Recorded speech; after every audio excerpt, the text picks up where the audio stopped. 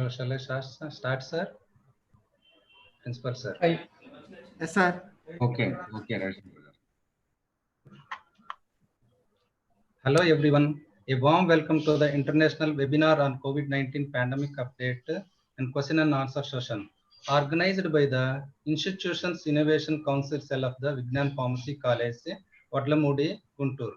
The overwhelming response to this 12th webinar, which is an international one, reminds me the quote, education is the most powerful weapon which you can use to change the world. I am really happy to have the participant from USA, Oman, Canada, Ireland, Saudi Arabia, Iraq, Malaysia, Ethiopia, and in fact, almost all states from India also.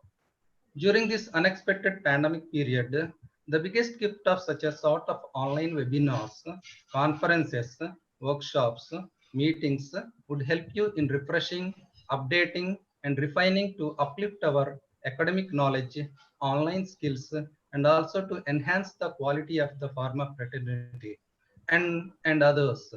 Just by staying safe at our homes.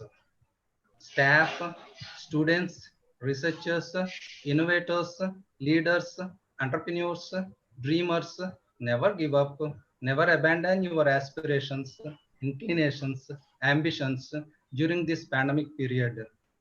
And we always strive for better tomorrow. That's very important.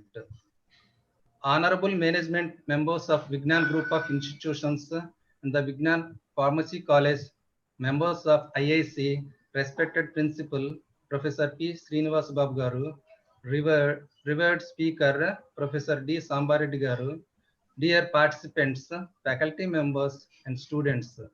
I once again welcome you all to this international webinar.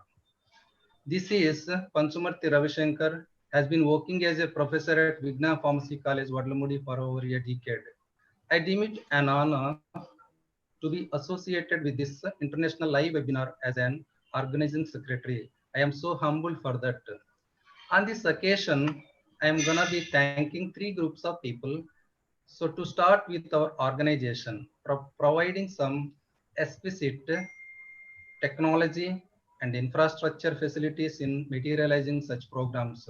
Next, I want to thank Principal Dr. P. Srinivas Babu, Mr. A. Vishwanath, Dr. N. Narsimrao, and Dr. P. Saujanya, who helped me plan this event.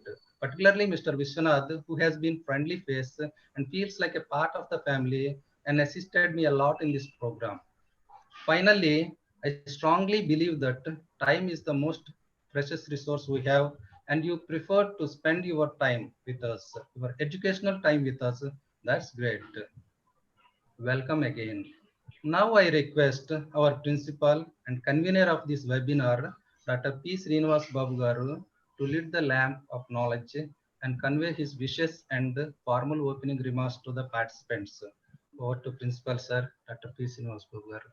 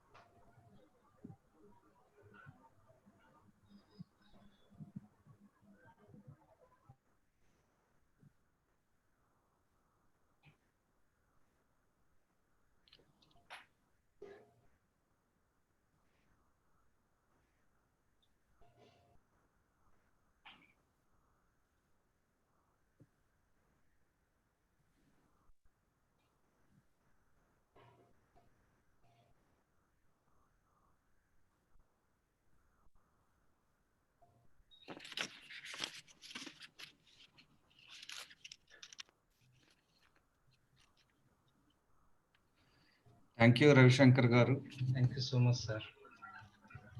for your introductory speech. And good morning to all the participants, panelists, and our today's renowned speaker, Professor Samba Reddy Garu. I, Dr. Srinivas Babu, Principal of the Vignan Pharmacy College, hearty welcome to you all for today's international webinar entitled Coronavirus Disease 2019, COVID-19 Pandemic Update and Question and Answers session. So it is one of the important session, and I express my deep sense of gratitude to today's speaker, Professor D. Samba Reddy Garu, Texas, A&M University of Medicine, A&M University of Medicine, USA, for accepting our invitation and sparing his valuable and precious time for today's international webinar, COVID-19, which is a pandemic disease creating many hurdles to the human society, and what are the necessary steps to be taken to tackle the present situation, which is need of the hour. So it is one of the important topic opted. I congratulate Dr. Ravi Shankar and Mr. Vishwanath for selecting this topic. And it is my pleasure to read out the few remarkable, brilliant accomplishments of Professor Samba Reddy Garu, the man with unstinted and continued commitment towards the scientific research that I have always admired me, sir. Sir has achieved many important milestones and established new benchmarks of professional excellence for his pioneering work on pharmaceuticals in neurotherapeutics, and became a global leader in epilepsy research with a grants worth of $10 million. And Professor Samba Reddy Garu nominated for India's coveted Padma Shri Award. So I extend my cordial wishes to his family members also for supporting him always to stood in top positions. Sir, on behalf of Vignan Pharmacy College, we are all welcome you, sir, for this excellent webinar on COVID-19. Lastly, I would like to congratulate Dr. Ravi Shankar, Organizing Secretary, and Co-Organizing Secretaries, Mr. Vishwanath, Dr. P. Saujanya, Dr. Nashima Rao, and Technical Support In Charge, Elamandeshwar Rao, and Media In Charge, Ravi Teja, for conducting this webinar with excellent participation registrations around 3,000 enrolled for the great inspiring personality talked by our beloved Professor Samba Reddy Garu. Thank you, sir. Thank you for your acceptance and giving a consent to this webinar.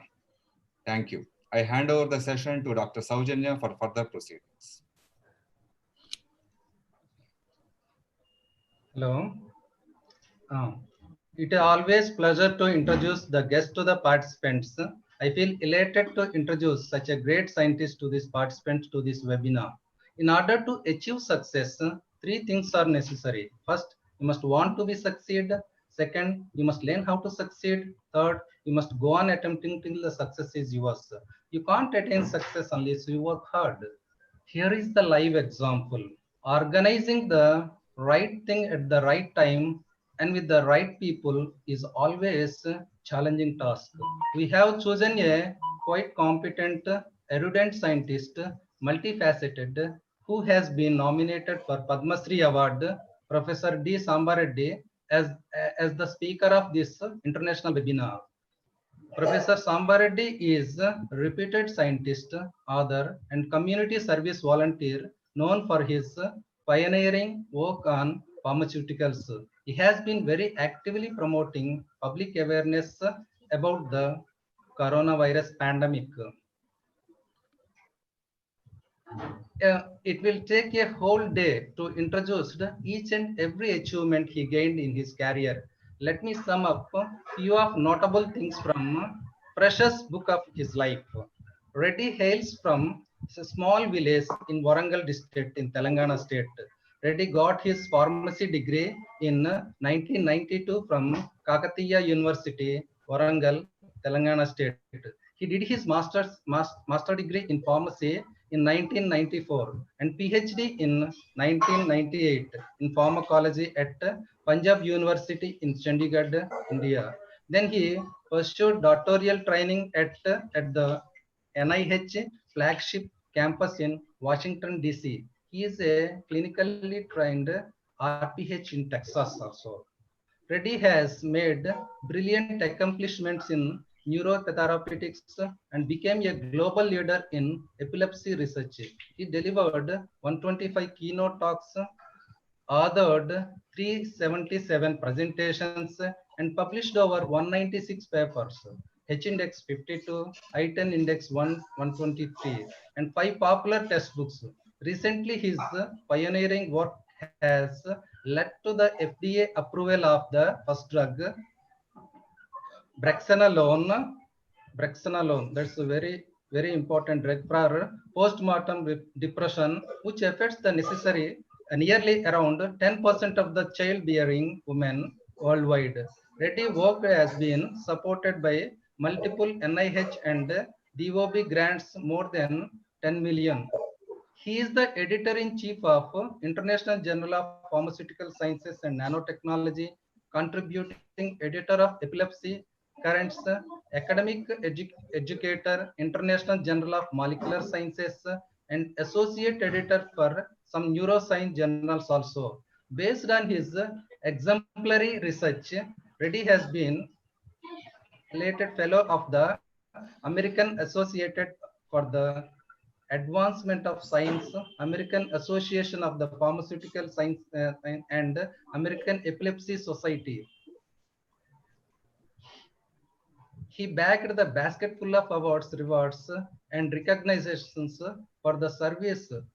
He is the fellow in AES, AAAS, AAPS, EPA. He has been recognized with prestigious awards, including he got NIH Research Excellent Award, ATA Science Technology Excellent Award, Texas A&M Medicine Science Excellent Award in the year of 2015, ASPET Award, Sigma Psi Award, Technology Excellent Award, Science and Technology Excellent Award in the year 2018, Mario Topio Distinguished Scientist Award in the year 2019.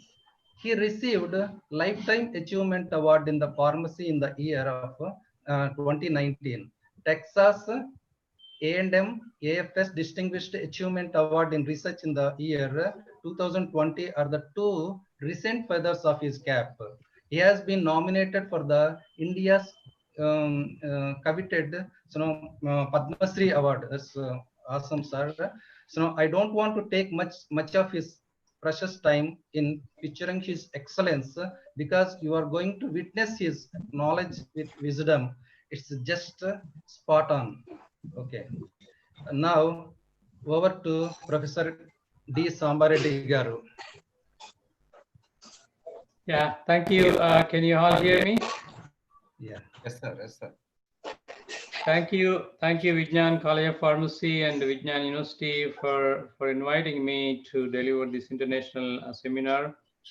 Thanks, convener, principal Professor Srinivasa Babu Garu, and organizing secretary Professor Ravi Shankar Garu, and the organizing team, Dr. Narasimha Rao Garu, and Vishwanath Garu, and then Dr. P. Saujanya Garu. So thank you all the participants for expressing such overwhelming enthusiasm to learn about this virus. I'm so happy to be here sharing with you some of the information that I know. It's right now 10:40 p.m. in Texas, and I'm promising that I'll stay as long as you wanted me to stay. So my plan is to give you an overview of the coronavirus scientific knowledge, and then we'll take question answers. So the first 40 minutes or so, we'll go through the fundamental aspects of what we are going through. And then the next 40 minutes or so, we'll take one by one questions. So you all encouraged to ask questions, so you can type your question on the chat so that one of our organizing secretary takes and then streams it to me. That way, then if there are duplicate questions, so we all can combine that. So with that, I think I again thank the Vijnan for promoting this Vijnan on virus. Okay, I'm going to the screen share mode.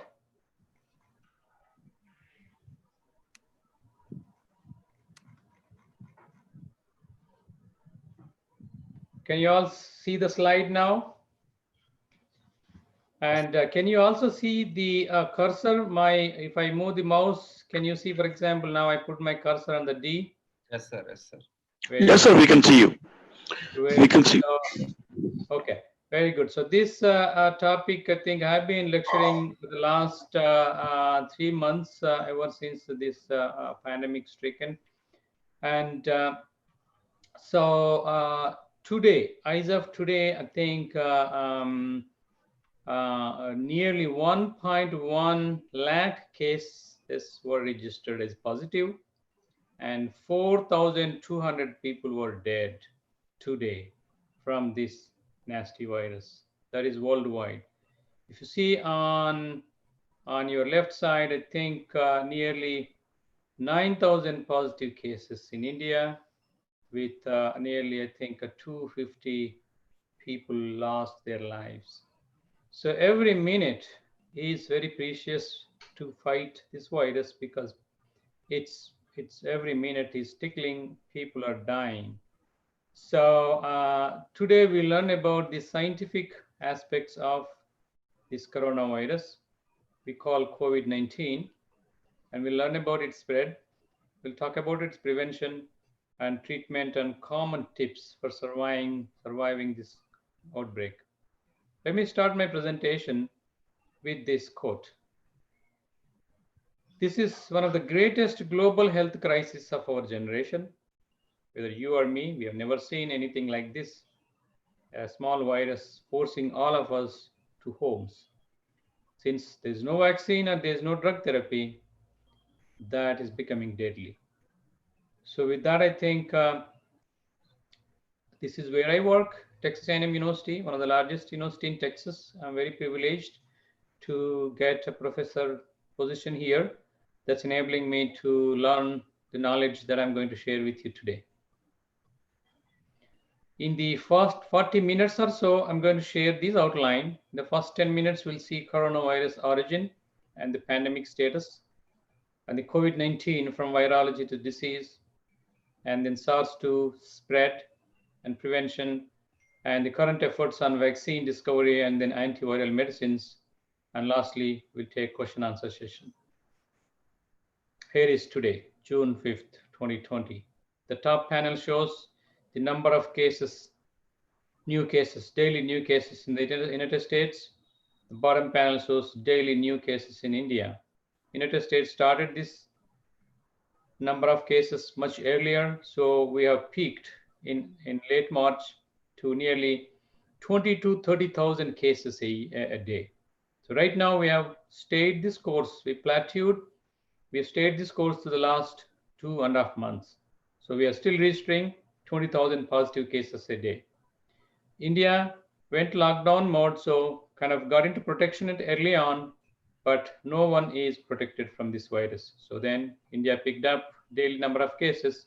Now it's on the surge mode. So far now, as of today, 9,000 cases have been registered. So it hasn't reached the peak yet. So we will talk comparatively where we stand in the United States, what you guys can learn from us, at the same time, how you can protect yourself in India. Coronavirus pandemic is not the first pandemic we witnessed. We were not born to witness other pandemics, but the greatest pandemic in the history of mankind is Black Death, called bubonic plague, that happened in 13th century. 200 million people died. See this large circle. Then in 1520, smallpox, 56 million people died. Then early 1920s, 40 to 50 million people died of Spanish flu. And in 5th century, it's very old, plague of Justinian, nearly 50 million people. And it's not a pandemic status, but HIV. You know how many people died? Nearly 35 million people died, far more than what we are seeing here today with coronavirus. So coronavirus origin, I mean, in Sanskrit, it's called Corona Mahamari. So you all know that it all started in China. Early November, they identified a few cases in a province called Wuhan. And it started with identification of atypical pneumonia in Wuhan hospital.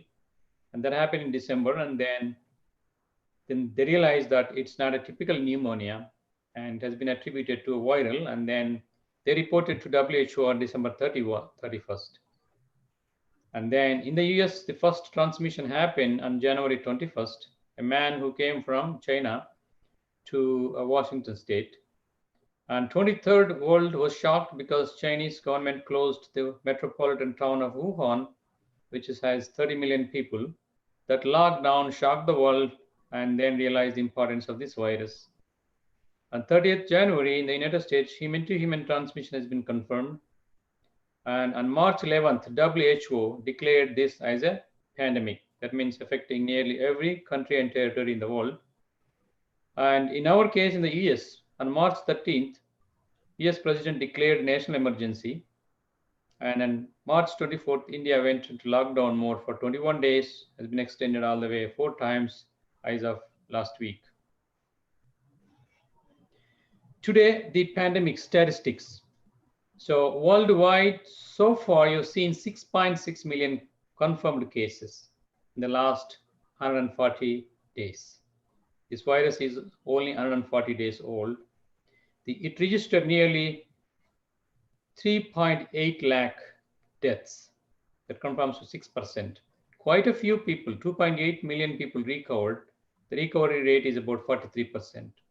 Here is the top countries which large number of cases registered. Unfortunately, US continued to be the largest victim for this virus with 1.8 million cases. Brazil and Russia entered very lately, but very rampant outbreak. And India started slowly, but came to number 7th position with 2.2 lakh cases right now. And these are all the countries with more than 50,000 cases. In China, where it started, slipped down to 18th position. We don't know whether they reported the statistics properly. In the US, we have 1.8 million cases with about 1 lakh deaths, like 108,000, which is 6% of the confirmed cases. 26%, nearly 500,000 people recovered. And in general, 15% are hospitalized and 85% recovered. That's in general. If you see the Indian statistics, so you have 2.2 lakh cases as of today, with nearly 6,300 deaths, equivalent to 3% of the death rate. The total recovery is much higher, 47%, which is nearly more than 1 lakh cases. And Maharashtra continues to be the most victimized state with 74,000 cases. And the Telugu states, Andhra Pradesh, number 10 with 4,000 cases, Telangana with 3,000 cases, stands at 10th and 12th position. If you see this slide, comparative statistics, the worldwide death rate of 6%, US 6%, and India is faring much better with a 3% death rate. The total recovery is asynchronous. The worldwide 43% and US 26 and India 47. So there's a huge geographical differences both in the mortality as well as the recovery rate. That shows the innate immune responses in these territories. What is the coronavirus? Here it is. You have seen the TV time and again in the last 120 days. It looks like a small rubber ball with spikes coming out of it. Okay. If you cut this rubber ball, what is inside? Inside is nothing but a small RNA genome, a small RNA genetic sequence. So the cartoon picture of this is, so this is a positively stranded RNA, nearly about 27 kilobase pair. And this codes for all the proteins that it needs. So structurally, it's very simple. There's a small RNA infectious material inside this small envelope, and this envelope has so-called spike proteins that helps this virus to attach to human cells. So the gene bank name, that means the scientific name of the coronavirus that is causing COVID-19 is SARS-CoV-2, okay, which is 96% identical to another coronavirus that happened in 2003 that is called SARS-CoV-1, okay, but it is not identical to another coronavirus which is called MERS-CoV, which happened in Saudi Arabia in 2012. It originated in Wuhan, and it has been named as COVID-19. COVID-19 refers to the disease that this virus caused. That's why it's called Coronavirus Disease 2019, the name given by WHO. The SARS-CoV-2 most likely originated from the bats, because bats have a gene which is 96% similar to this SARS-CoV-2. And like any other viruses, this virus needs living cells for multiplication. And without the living cells, it will be dead in just few hours. Coronavirus has a big family. So you have alpha coronaviruses. They don't cause much diseases. Beta coronaviruses, where you have this SARS-CoV-2, the one we are talking today. And we have gamma coronaviruses, but they don't cause not many human diseases. So the SARS-CoV-2 and MERS-CoV, these are the beta coronaviruses, and these are the dangerous viruses that we will be talking today, mostly the SARS-CoV-2. Structurally, how does it look like? It's a very simple structure, a small envelope with the RNA inside, and then 2 or 3 different types of proteins. The spike protein is the most conspicuous one, and it is a non-segmented RNA, and this RNA is infectious. But with this RNA, once gets into our cytoplasm, it can replicate. It can translate into proteins. And these glycoprotein spikes called peplomers. So each coronavirus has nearly 74 spike proteins on its surface. And some could be homotrimers composed of S1 and S2. And S1 is the one that is outside. There is RBD, receptor binding domain. The S2 is a stem. So the virus doesn't have very many proteins. It has about 4 structural proteins: spike, envelope, membrane, and nucleocapsid. And some accessory proteins like RNA-dependent RNA polymerase and exoribonuclease for proofreading its genome. How big is a coronavirus? It's a very small, 70 nanometers to 80 nanometers in diameter. You can see, for example, the virion structure. You can't see it with the naked eye. You have to put it under a microscope. So which is about 80,000 times smaller than human hair. That's small it is. So for now, remember, 0.1 micron approximately, the size you have to remember. How it enters the human body. It enters into lungs, lung epithelial cells, by attaching to a protein called ACE2 receptor, which is present on epithelial cells in the lungs. It replicates rapidly within hours and days, cause lung damage and death. This is the structure of the protein, virus. It attaches to on human cells, any cell that has this receptor called ACE2. It just binds like lock and key mechanism and gets into the cell.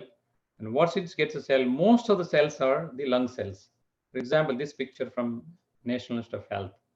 See this epithelial cell, thousands and thousands of viruses are synthesizing inside and then oozing out.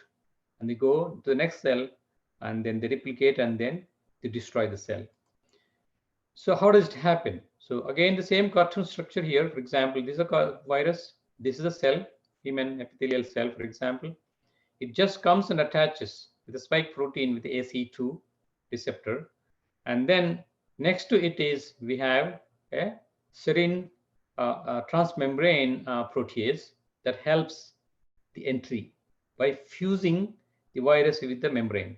So entry and fusion are the critical steps to get into the cell. Once it enters the cell, it just uncoats. The virus RNA comes out and it translates into proteins in the cytoplasm. So this translation happens, it creates, when the first protein is non-structural protein, which is First important one is RNA-dependent RNA polymerase. That way, then it can replicate from the negative strand to positive strand, and thereby it can translate to more structural proteins within minutes and hours. It can just replicate in hundreds and hundreds of copies, and it will use all of the cellular machinery, your RNA, your glucose inside, your energy and everything. It pretty much destroys the cell, and then it just goes out exocytosis, and then once it goes out, thousands of these virion particles, virus, in the extracellular medium, you have macrophages. So that are protective. And there is a fight between the macrophages and the virus. Macrophages releases cytokinins, pro-inflammatory factors, in order to destroy the virus. That's called cytokine storm, a big inflammatory state. And that's how this entire lung gets inflamed and then damaged. So this is one of the fatal RNA viruses known to humanity. It just kills the lungs. 50 times more virulent than a regular flu, that is cold virus. And its scientists categorize as risk 4. That means high community risk and no treatment available. So take a look at this picture, for example, cultured epithelial cells being infected by this coronavirus. These yellow particles, millions of these coming out of the epithelial cell and then pretty much eating the cell. Once it comes out and then there's nothing left in the cell. So that's how these life, the alveolus cells in our lungs, alveolus, the breathing, the oxygen that we need from the air to get into the blood, the alveolus promotes. These are the cells that are being destroyed by the coronavirus. So what is life? Life is nothing but breathing. If you don't breathe, you're dead. So this virus is attacking your breathing. That means a killer virus. That's why it's very deadly. How it enters the cells? The AC2 receptors. You're all pharmacists and healthcare professionals. You know receptor is. Any receptor is, sits on the membrane. So here is a coronavirus, and then it has spike proteins, and it's with spike proteins it attaches to AC2 as a receptor, and then it gets into the cell. So what is AC2? It's angiotensin converting enzyme 2. So in our body we have angiotensinogen that gets converted into angiotensin 1 and angiotensin 2. Angiotensin is important blood pressure maintaining compound. So we block the angiotensin converting enzyme with captopril-like medicines. We block angiotensin 2 receptors with losartan-like blood pressure medications. So it's important constant of lungs and other cells. The ACE2 is protective because it will cleave angiotensin 2. So as a result of ACE2 taken by the virus, angiotensin 2 levels builds, and then it causes inflammation and pulmonary edema, and then you lose the protection from ACE2 in the lung, and then pneumonia takes place, and that's how people get killed through viral pneumonia.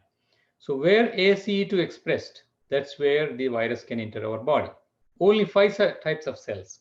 First is alveolar, that is lung epithelial cells, kidney cells, cholangiocytes in the bile duct, and gut intestinal enterocytes. So the spike protein binds to AC2 as a receptor, and in concert with this transmembrane serine protease 2, it gets into the cell. Which cell?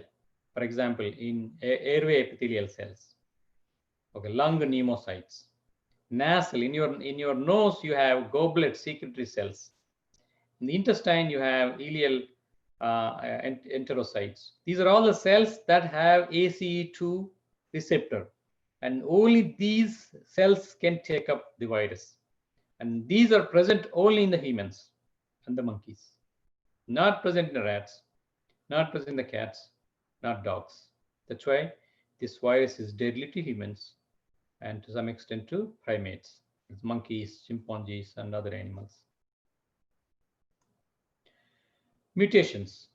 A lot of questions in your TV. Oh, it's mutating. Oh, we're going to die. Oh, it's a lot of things. No, it is not mutating as rapidly as a cold virus, not like a flu virus. Okay, flu virus mutates every week. This one is not. So far, very stable. Genome is very stable. Small mutations are detected, but they were not functionally dominant mutations. Okay, And even WHO confirmed yesterday that COVID-19 is not mutating. Okay. But when you compare with the SARS outbreak with a 10% mortality, bats were intermediate hosts. The MERS, 35% mortality, camels were intermediate hosts. For the COVID-19, there's no host. There's no intermediate host. It's variable. So mortality anywhere from 5 to 15%. But at this time, I think, let's see what COVID-19 is. COVID-19 stands for. Okay, it stands for one of the most dangerous respiratory virus because it's most virulent, very pathogenic, infectious, and aerosol transmission. And human is exclusive host most of the time, and it's doesn't mutate, very stable. And that's why it's very, very dangerous. How it spreads. Okay, you have seen a lot of TV commercials and every news advertisement and public information. This virus enters our body via nose and mouth, 2 organs. And it goes into the lungs and it lodges in the lungs and multiplies, and that's where it kills lung cells. So one of the primary route of transmission, that is direct transmission, is aerosol. Inhaling air contaminated with the virus particles. When someone sneezes, okay, and someone coughs, someone spits and laughs and talks, if he has a virus in his lungs, this virus will come into the air. And when you breathe this air, okay, you get the virus into your lungs and then you get infection. And this virus stays in the air for a few minutes or hours and then it settles on surface. So secondary route is fomites, that is surface, indirect contact. You contact objects contaminated with the virus, like doorknobs, elevators, pens, cloths, utensils, and then you touch eyes, nose, and mucous membranes, then the virus can enter into your body. How long this virus can be stable, viable in the air? That means viable means if you inhale, that will infect you. 3 hours. This virus can be viable in the air for 3 hours. So if you are same room in the same area nearby, less than 6 feet in distance to the person, you could be inhaling these virus particles from air. That's why it's called airborne infection. Okay, it spreads most of the time through asymptomatic persons because symptomatic persons are already isolated. They are in the hospital or they are in the quarantine. So persons who are not tested, but they're carrying virus, they are the most dangerous persons carrying virus and infecting others. How long the virus can stay on objects, contaminated objects? It can survive up to 72 hours. The copper, for example, 4 hours. Cardboard, all the cardboard, shipping cardboard, 24 hours. On your clothes, it can be viable for 24 hours. On steel utensils in your kitchen, 2 to 3 days if you don't wash properly, okay? Plastic, your grocery bags or your shopping bags, 2 to 3 days is one of the most dangerous objects that could carry the virus. Signs and symptoms. What signs and symptoms you see in a typical person? Okay, if you're all scientists or pharmacists and virus needs incubation, you inhale the virus or contaminated, you doesn't show symptoms right away. You need an average of 5 days, anywhere 2 to 13 days for you to show signs and symptoms. That's called incubation period. And here incubation period is different. Symptomatic people, those who show symptoms, and asymptomatic people. Some people don't show any symptoms, and we're not talking about them because it's very hard to talk about them. Symptomatic people, they show loss of smell, okay, dry cough, because this virus infects the lung cells and it irritates the lung cells. They keep frequent coughing, very high fever because it's called cytokine storm. So high fever that's 101 to 103 for many days, 5 to 11 days. And shortness of breath. You can't breathe because it eats a lot of lung cells and it's a very horrible chest tightening. Almost you feel like dying, that kind of a shortness of breath. And then fatigue, body pains, and then you can't breathe. So you go to hospital. There'll be multiple organ failure because you can't breathe oxygen. Your brain need, your lung need, your heart need oxygen. So that's how multiple organ failure with the pneumonia and then death in some people. So symptomatic and asymptomatic.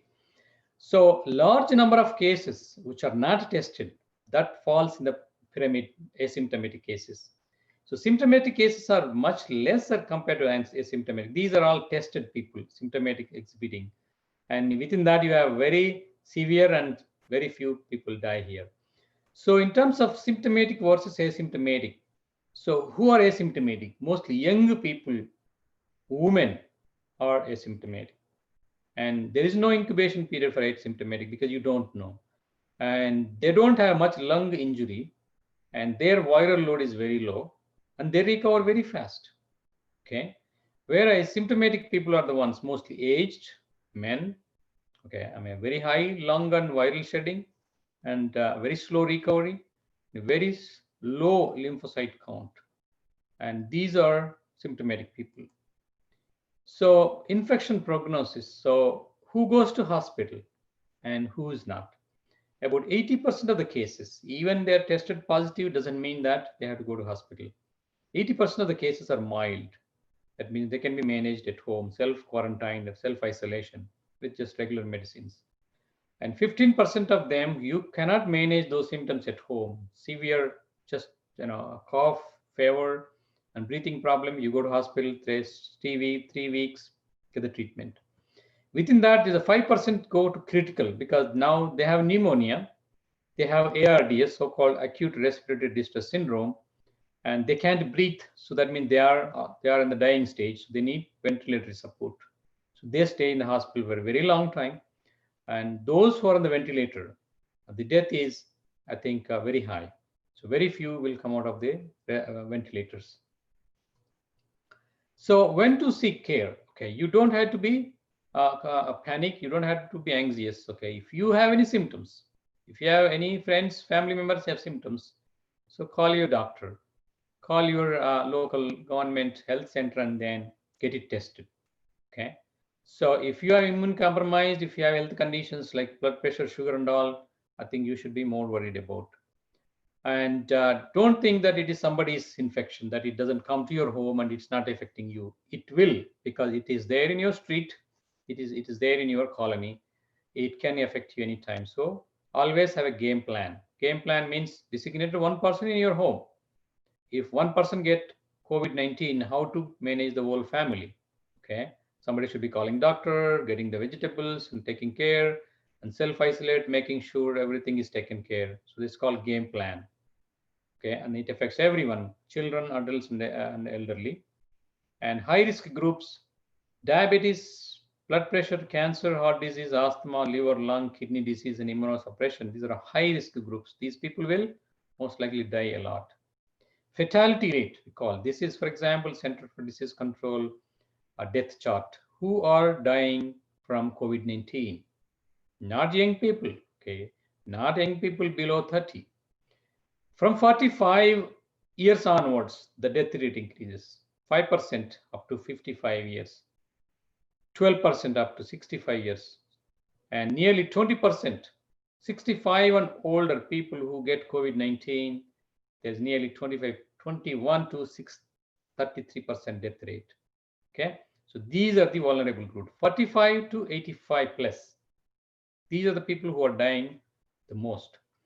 And in that, the health conditions are the leading cause of death. Hypertension, the leading cause of death in older people. Diabetes, next. Hyperlipidemia, high cholesterol, coronary heart disease, if you have ischemia or heart attack, you have kidney disease. And there are a lot of other diseases that like cancer and then lung disease. How it is detected? Okay, you have seen that it is detected by the nasal swabs and also some blood tests. So first thing is where the virus particles are detectable. So specimens, which specimen will be collected? Specimen where virus particles are present are saliva, sputum, nasal fluid, lung fluid, and intestinal. These are the places where the virus exists live, not in the blood, not in the urine. Okay, so blood and urine collection is not necessary for doing RT-PCR test. The nasal swab, you take the virus particles and dissolve in the buffer and do RT-PCR test to find out the viral RNA. Because viral RNA is a small sequence. But this has to be done under the technical supervision, because it's a very slow test, needs a lot of expertise, and it needs BSL to set up, because you are handling live virus. Okay, you're detecting mRNA, so you can detect the mRNA anytime in the patient. You have to collect the sample properly. There's a blood test which is called antibody test. It is much faster, because once virus infects the body, you get antibodies that you can test. The presence of antibodies indicates that the person has most likely an infection. IgM and IgG antibodies can be detectable, but you can detect immediately. You had to wait 5 to 14 days. That's why the blood test is kind of inconclusive. Anybody can show positive, but doesn't mean that they have the live virus. RT-PCR is the real test. And the virus particles not only present in the oropharyngeal, it's also present in the stools. Stool contamination can be largest source of infection in case of slums and other areas, because this virus can be live and viable in the stools for many weeks. For example, if you show this curve. So the early stages, PCR is the best. You can detect virus anytime, but late stages, you can use antibody test. Management. If you are tested positive, you don't have to be worried much. There's no medical treatment, but it doesn't kill everyone, okay, unless you are in the risk group. There is no specific treatment. Okay, supportive care is the one that they give when they go to hospital, like fluid therapy to make sure oxygen support and vital organs like your heart and your kidney and your lung function, liver function, and general medicines to take care of your fever. You can take crocin like paracetamol, body pains. Ibuprofen is not recommended because it blocks inflammation. Some amount of inflammation is good to fight the virus. And if one gets ARDS, acute respiratory distress syndrome, then they get mechanical ventilation. Coronavirus vaccines. We're all waiting for the vaccines. Hey, when the vaccine is going to come? When we can close this lockdown and all? The first question is, a vaccine viable? Yes, I can safely say it's viable, because you see most mild and moderate cases, they're all coming out recovering. That means they recover anywhere from 10 to 20 days. How? They produce copious amount of IgM and anti-IgM, IgG antibodies in their body. These antibodies fights the virus. They recover. The recovery rate is 80%. So that means if you produce antibodies through vaccine, so you will fight the coronavirus. So durability, how long these antibodies will present in the body? Anywhere from 15 to 28 months, the projection. Is it you will get reinfection? No. Okay. Just like the SARS and MERS. SARS and MERS antibodies, they were there in the body nearly 2 to 3 years. That means if when a vaccine is introduced, unlike a BCG and smallpox, it doesn't protect you lifelong. You have to take maybe every 2 years. Okay, it's not bad. Okay. Those severe cases, those in the intensive care unit, these are the older patients, immunocompromised, unable to produce enough antibodies, even 10, 20 days later, they are the people who are dying. Okay, that means their antibody production is very, very low. That means their immunity is compromised, like older people, people with health conditions. So a vaccine is the best long-term strategy. You're all health professionals. You know how the vaccines are produced. Right now, there is no vaccine available right now. 100 different candidates have been under testing. So they are taking antigens, any tissue, small portion of the virus. It could be spike protein or any membrane protein or a small mRNA sequence. So most of the time they are doing antibody production targeting the spike protein or viral vectors to produce protein inside our body or nanoparticles, or the old method, killed or attenuated virus particles. So far, here is the status. 2 vaccines have reached stage 2 and 1 will be ready to go to stage 3. So you know, even like medicines, vaccine have to go through phase 1, 2, 3 trials. They have to be proven safe and effective before they can be launched. Okay. So last week, AstraZeneca got contract from US for producing a virus vaccine. So you are all health professionals. How does vaccines produce or protect us? Vaccines produce antibodies. Antibodies fight the coronavirus.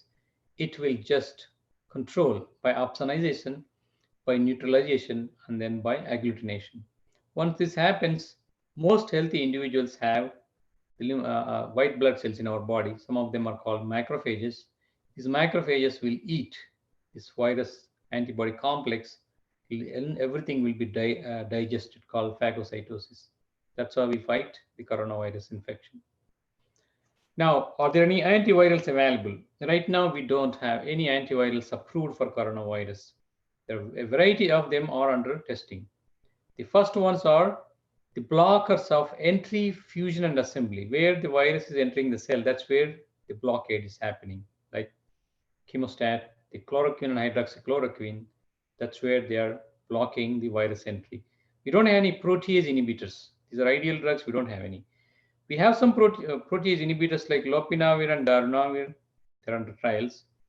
One of the other lead drug is RNA-dependent RNA polymerase, such as the remdesivir.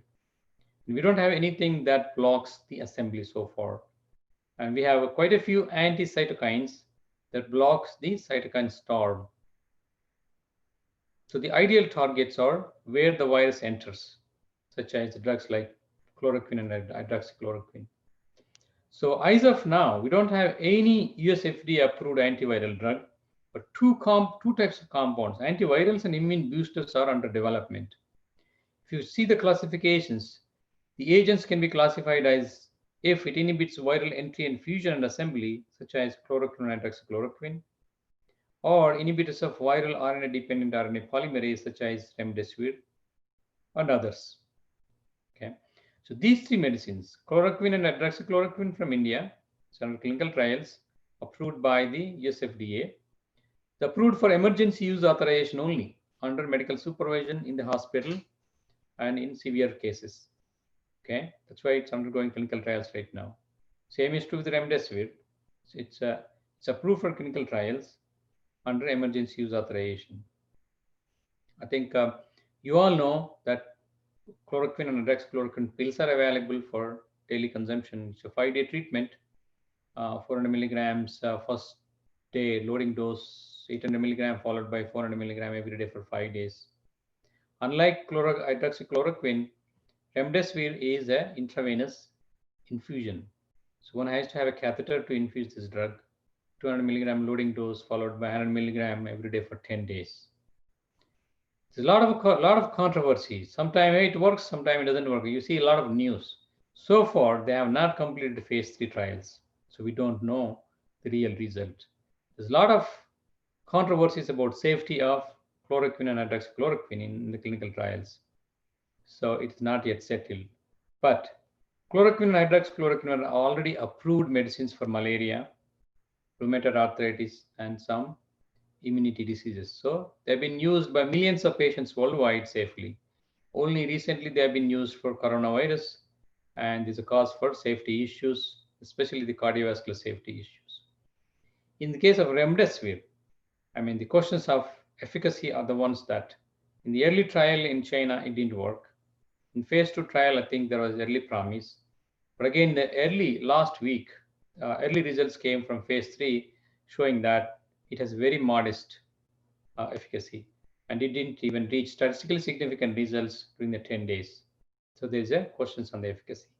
And we need to wait until all the trials are completed to assume which one works. So everything is under experimental trials so far.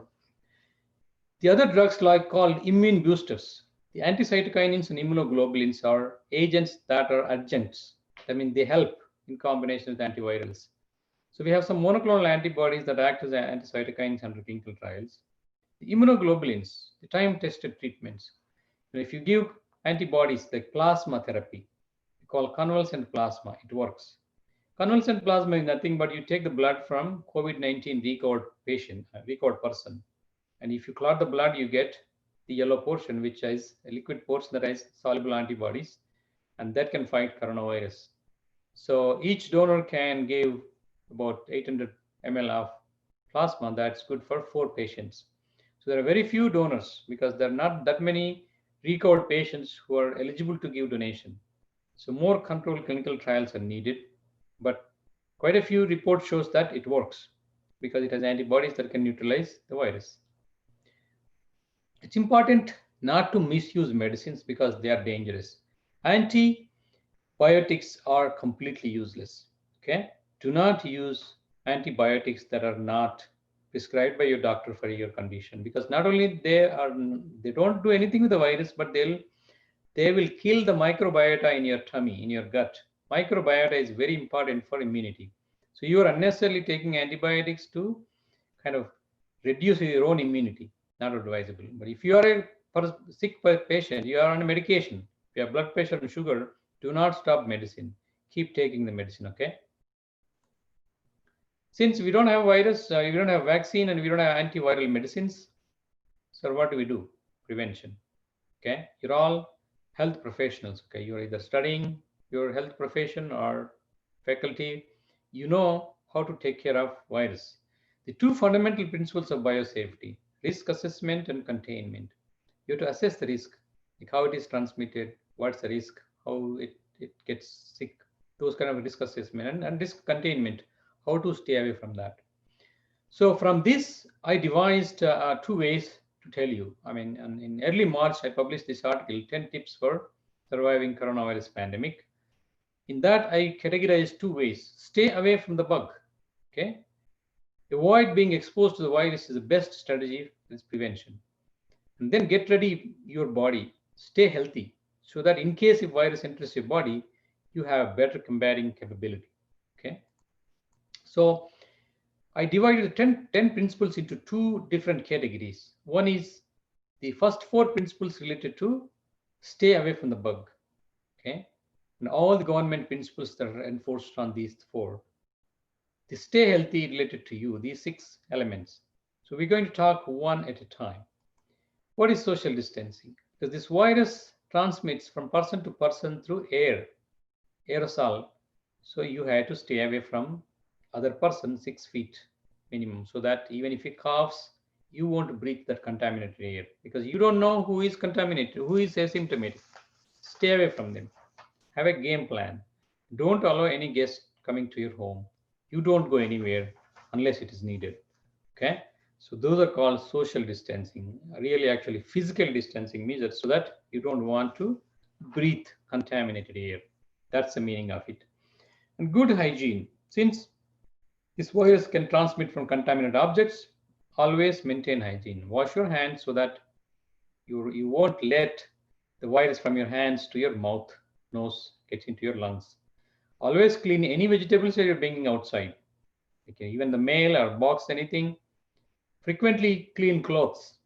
Okay, that way any virus that is sticking on the clothes will be destroyed.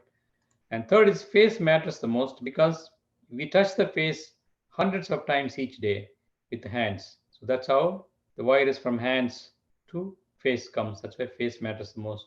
Frequently wash your face when you come from outside. And stock up food and supplies, because you don't want to go to market and crowded places very frequently, because then you will not be staying away from the bug. Okay, so when you bring supplies from outside, clean them before getting into your refrigerator. For all the hard surface vegetables, you can clean with mild soap or running water. And milk bottles and milk packets, you can clean them with mild soap water before putting in the refrigerator. No outside food, because food can be contaminated with the coronavirus. Even though 90% of the food get destroyed in the tummy, if 1% of the viruses survive, they go intestine, where they can happily lodge, because intestinal cells have AC2. Okay, it's almost like a soldier fighting, getting ready for the war, because we are in the middle of the pandemic. No one is excepted. So you stay healthy, build resilience, health. So by what? First, do not panic, okay? Do not get anxious. Always have hope that things will be all right. So whatever you like, you do to bring a mental peace to you. Some people like to puja, prayer, or meditation, or yoga, or exercise, whatever you do to maintain your mental balance. Eat simple and balanced food, okay? No exotic food, not much outside food. The simple and balanced, the ones that contain colored ingredients, like for example, orange, tomato, Any colored food that has antioxidants is good these days. And milk, fermented milk products are very, very essential. Fermented milk products means like curd, yogurt, lassi, cheese that has probiotics, because probiotics in your tummy, in your intestine are important bacteria that have COVID fighting capabilities. They produce a lot of metabolites that increases your immunity. So drink a glass of lassi every day, homemade lassi, okay? Minimize stress, physical, emotional, mental, because it increases your immunity risk because by releasing corticosteroids. Have a good sleep every day. Can't compromise because immunity builds through the sleep. And avoid excessive drinking because it will not only injure your liver and you will also compromise your immunity. So you'll be more prone to coronavirus infection. Stop smoking completely because you need good lungs to fight this coronavirus because it affects lungs. Masks. Always wear a mask when you go outside because besides physical distancing, this is how you will not breathe contaminated air. Okay. N95 is the best if it's available. Okay, because N95 filters 95% of particles that are larger than 0.3 microns. How big is the coronavirus? We've seen coronavirus is anywhere from 0.5 to 0.1 micron. Even if the cluster with the mucus, it will be as big as 0.5 micron, which can be filtered through these sieves that are present in the N95. Okay, so that's why the N95 is used by doctors and medical people handling patients. If you don't have N95, fine, you make fabric mask at home. Fabric mask can filter large particles, okay, and use not single layer, multi-layer, okay. That way then you will put more resistance for the virus so that it will be trapped in one of these layers. And like cotton, silk, chiffon, and polyester, and every day clean the fabric mask. Have multiple of them, okay. Use copious disinfectants and decontamination. So this virus is very fragile, okay. It can be disrupted. The coating of the virus can be easily disrupted by mild soap water, okay. And if soap water is not available, you can use 70% alcohol to denature the coat, okay. And all the surfaces like doorknobs, kitchen, anywhere, you can use bleach, 10% bleach or chlorine solution like Clorox wipes. And 3 to 5 minutes is the suggested timeline to kill the virus. Mitigation strategies, despite all things that you do, you have to follow the government directions. The national governments put public health interventions. Right now, for example, the lockdown, the physical distancing rules, all of these called targeted strategies for halting the hotspots. I published an article in the Indian Express on April 17th. So wherein there are two principles of the mitigation. So most of the agencies, government agencies are doing testing and quarantine. If you show signs and symptoms, they'll test and then they'll put you on the quarantine. More tests you do, more isolation you do, less risk of population. That's important. That's why more testing is the one way to isolate the patients faster, okay? And then if you can't test everyone, then social distancing. Stay away from the virus. Less contact with the virus means less spread, less risk. So these are the two things that are applied every mitigation strategy. So we are in the United States experiencing a very unprecedented situation with nearly 25,000 to 30,000 cases in the last 2 months. Now it went down a little bit. Now we are still having about 20,000 cases, and we don't know when we will be back to zero. Okay. And to flatten this curve, so without mitigation, you see large number of cases. And then with mitigation, for example, just like India went down, lockdown at the early, so you have slow number of rise with mitigation. And in case if you are in this situation like US, you need to flatten this curve by avoiding spread. So that's what we do, the social distancing and an R factor and everything. And the question on the India and the surge, no doubt, you see, for example, this curve is going up and up every single day. So as of today, you have nearly 9,000 cases reported every day. And these are only the cases that are coming from tested cases. There are a lot of untested cases that you don't know. And out of that, you're seeing, 250 people dying every single day. So you are still in this zone. So that's why I think there are, to maintain hotspots. So I think India devised this red and green zones. Red zones means large number of cases, and green zones means very few and no cases, and this intermediate orange zone. So just to manage the hotspots. And resurgence. Is resurgence possible? Yes. You can control initial mitigation, but if you don't enforce the mitigation, then you get back to second wave. It's called resurgence. And how to flatten the curve, this is very, very important, because here you are here, a host. In a triangle, in the disease triangle, you are a host, and there's a virus here. If you interact with the virus, or if the virus interacts with you, you get the disease. This interaction is the one that decides whether you get the disease or not. Okay, you don't interact with the virus, you don't get the disease. So that you provide very unfavorable environment for that interaction, so you can flatten the curve. And that's what is the hotspot triangle. So what's the thing, sir? Now there's no vaccine, there's no antiviral, and then we are doing our best. What's the conclusion? Follow the scientific guidance. Okay, don't believe in what people are telling the WhatsApp and everywhere, gossips and all. You assess scientifically the information. Right now, there's no vaccine, there's no antiviral, there's no effective medicine. Prevention is the best strategy. That's why we're recommending, if possible, stay home, work from home. That way you stop the spread and you save lives. And if you have to go to work, use a mask and follow all the social distancing measures. Okay. And the future is a vaccine. Until vaccine comes, may have to be in this mode. We'll not be able to celebrate birthdays, we'll not be able to have weddings, no anniversaries, no parties, no schools, no colleges, until a vaccine becomes available. That will end the pandemic, which might take anywhere from 6 months, 12 months, even 18 months. Because nearly 5.5 billion world population to vaccinate, it takes a long time. Okay, but vaccine is possible. That's the hope I'm telling. You don't have to be scared. You can prevent for now the pandemic, and a vaccine will be available soon. Until then, we have antivirals. They're easy to develop. A lot of antivirals are under development for symptomatic care. If nothing works, herd immunity takes place. What is herd immunity? If you don't do anything, okay, widespread infection, 70 to 80 to 90% people get infection, and quite a few people recovers. That's called herd immunity. It's very risky because 5 to 10% people might die, like older people and with health condition people.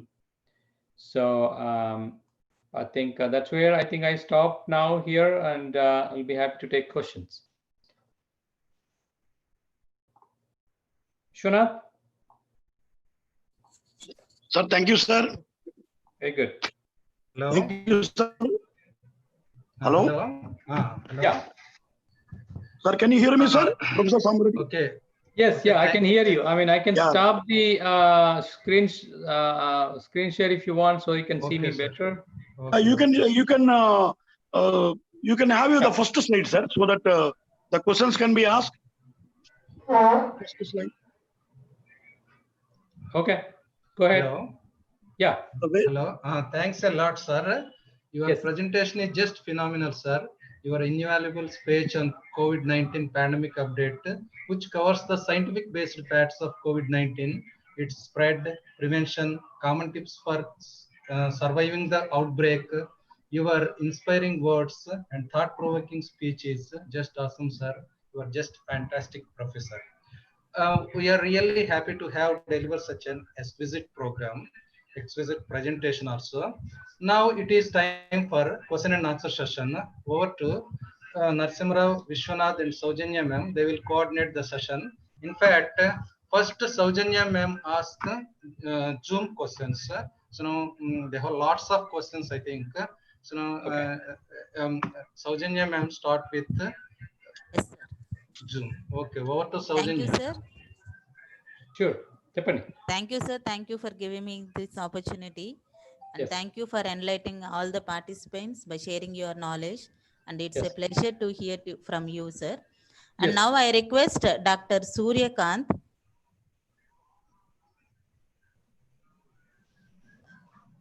Dr. Suryakant. Yeah, you have to unmute one person Yes. at a time. Yeah. Hello. Hello. Sir, you can Hello. ask. Good morning. Yes. Yeah, go ahead. Good morning. Nice to see you. Nice to see you, Professor Summer Reddy. And really, I am very much inspired about your presentation. And we got a lot of informations in these pandemic situations. Really, it is a very, very informative message to all of us. We are very glad to see you and such presentations in future also, sir. But my question is, as I am a thyroid patient, can you give some suggestions and tips, preventive measures in this pandemic situation? Yeah, I mean, what preventive measures that you are looking for? Yeah, You mean, for especially for thyroid patient. yeah, I think the thyroid condition is not one of the high risk condition, but I think it's important that you maintain proper thyroxine levels, because thyroxine is such an essential hormone. So make sure that your blood levels of the medicine that you're taking doesn't fluctuate just because of any change in your health condition. So, um, it's yeah, thyroid condition is not considered as a high risk category. No, That yeah, but just but the follow the secondary complications related to thyroid patient. Yeah, yeah, if secondary thyroid patient, complications related to, for example, thyroid patients. yeah, the secondary complications Suppose can arise. So stress.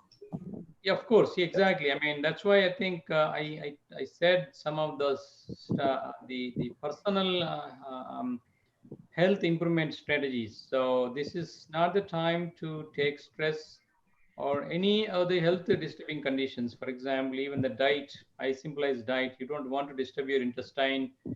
No diarrhea, dysentery time. You have to maintain a very healthy gut and healthy sleep. Healthy habits. So I think if you follow regular health, probably you won't fall into that high risk category. So you can fight the virus even if it infects you. So you don't have to be specially doing anything other than just regular prevention. But make sure that your medication is not changing. I mean, because that's one important thing. Make sure your levels are maintained, and then if you see any symptoms that are not normal, then you may have to readjust the dose or whatever the medicine that you're taking for thyroid. No, any sir, any problems related to TSH variations during this pandemic situation? Any problems related to Not TSH much, not much is levels? no, not much is known between the interactions. So unless we see a lot of information, we won't get a red flag. So far, I think so far only certain cancers like patients who are on let's say thyroid cancer who are immunocompromised, unless that situation happens, so they are not under big watch list. So so far I think there's not a big evidence that it disproportionately affects even the mortality or otherwise. Some information So we regarding don't the have that plasma therapy. evidence. Yeah. Okay, sir. One more thing is that convulsant plasma therapy. How, as far your views, how it is effective for the alternative therapy for COVID patient? No, it is not alternative. It is a direct treatment. It is only for severely ill patients, those who are on the hospital bed, very sick, who have no scope for recovery. Those are the patients who are eligible to get plasma therapy, because plasma is not available. It's not a drug or it's not a vaccine. So you can't make plasma. Somebody has to donate. That's why it's available in limited quantities. And that's why it can only be used in very limited cases. You cannot, if thousands of people need plasma, we don't have available. So that's why it can only be used on on limited cases. Thank you. Thank you so much, sir. Have a great day. Sure, thank you. Next, I request Dr. Chella Welcome. Naidu. Please unmute yourself and ask your question.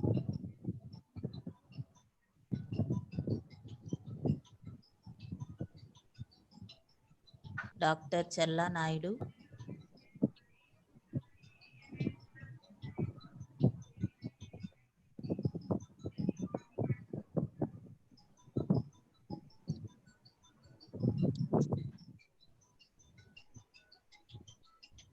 Madam, you can pass on to other madam. Okay, sir.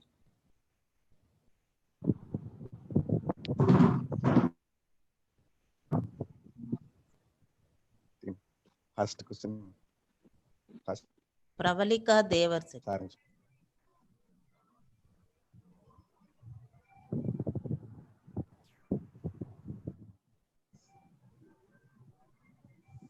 Praveena.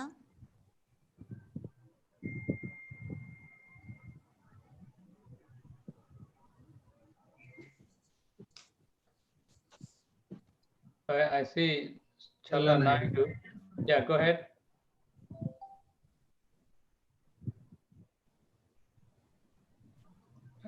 We can hear you. I can't hear you. Hello.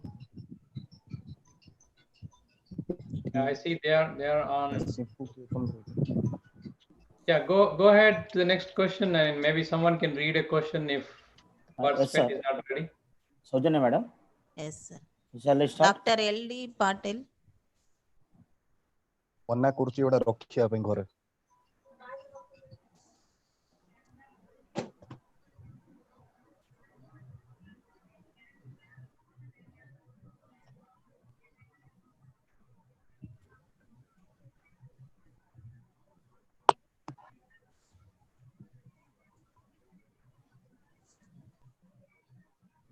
I think they're not ready. Go ahead, next one.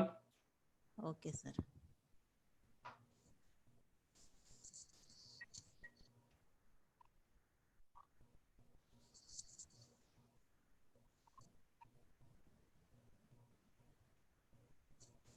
Dr. Santosh Kumar.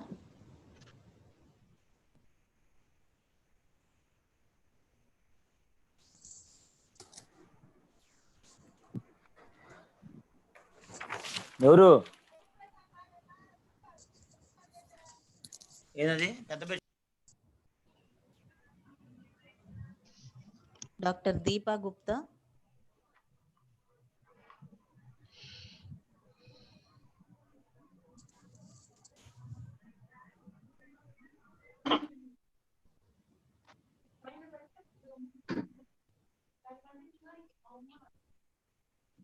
Madam, Saujanya madam, sorry to interrupt you. Okay, okay. I request So all shall the I ask questions from question and answer box? Yeah, you can, madam. And I request all the participants who raised their hands, please be ready. I request all the participants who have raised their hands for questions, please be ready. Thank you. Okay, sir. So what is the role of hydroxychloroquine in treatment of COVID-19? Asked by Amulya. Yeah, right now I think they are still doing the large clinical trial to see if this 5-day treatment can help improve the severity of the disease, especially those who are hospitalized patients. So right now, until we get that large clinical trial data, it cannot be approvable. So I think right now, it is part of the solidarity trial by WHO. So until we get the data out, we don't know whether it works, it doesn't work. So far, I think all the anecdotal evidence says that it works. So, but we have to prove it through phase 3 clinical trial. And that's a big chance for India now. In case if other trials are going slow, India can take up a large phase 3 clinical trial because India has COVID-19 patients and then can demonstrate whether it works or doesn't work. That way it becomes an approved treatment. Right now, it is kind of used as an emergency use authorization for sick patients in the hospital. And I know in India, they are also using it as a preventive. Once a week, hydroxychloroquine, especially the healthcare professionals, ICMR guidelines says that it can be used. And there is some evidence that it, when used along with proper personal protective equipment, PPE, I think the incidence of infections is low.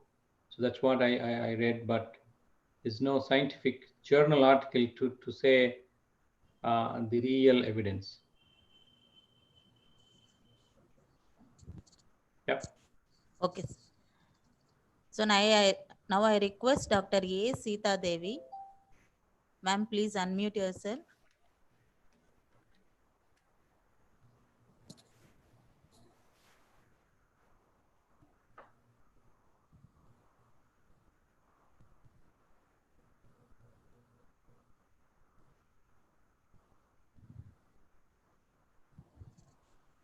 Okay, next question, sir. Does Yeah. disinfectant will kill virus? In India, one of the safety measures taken is spraying disinfectants all over street. But WHO gave a standard that spraying disinfectants will not kill virus. Using disinfectants are safe or not?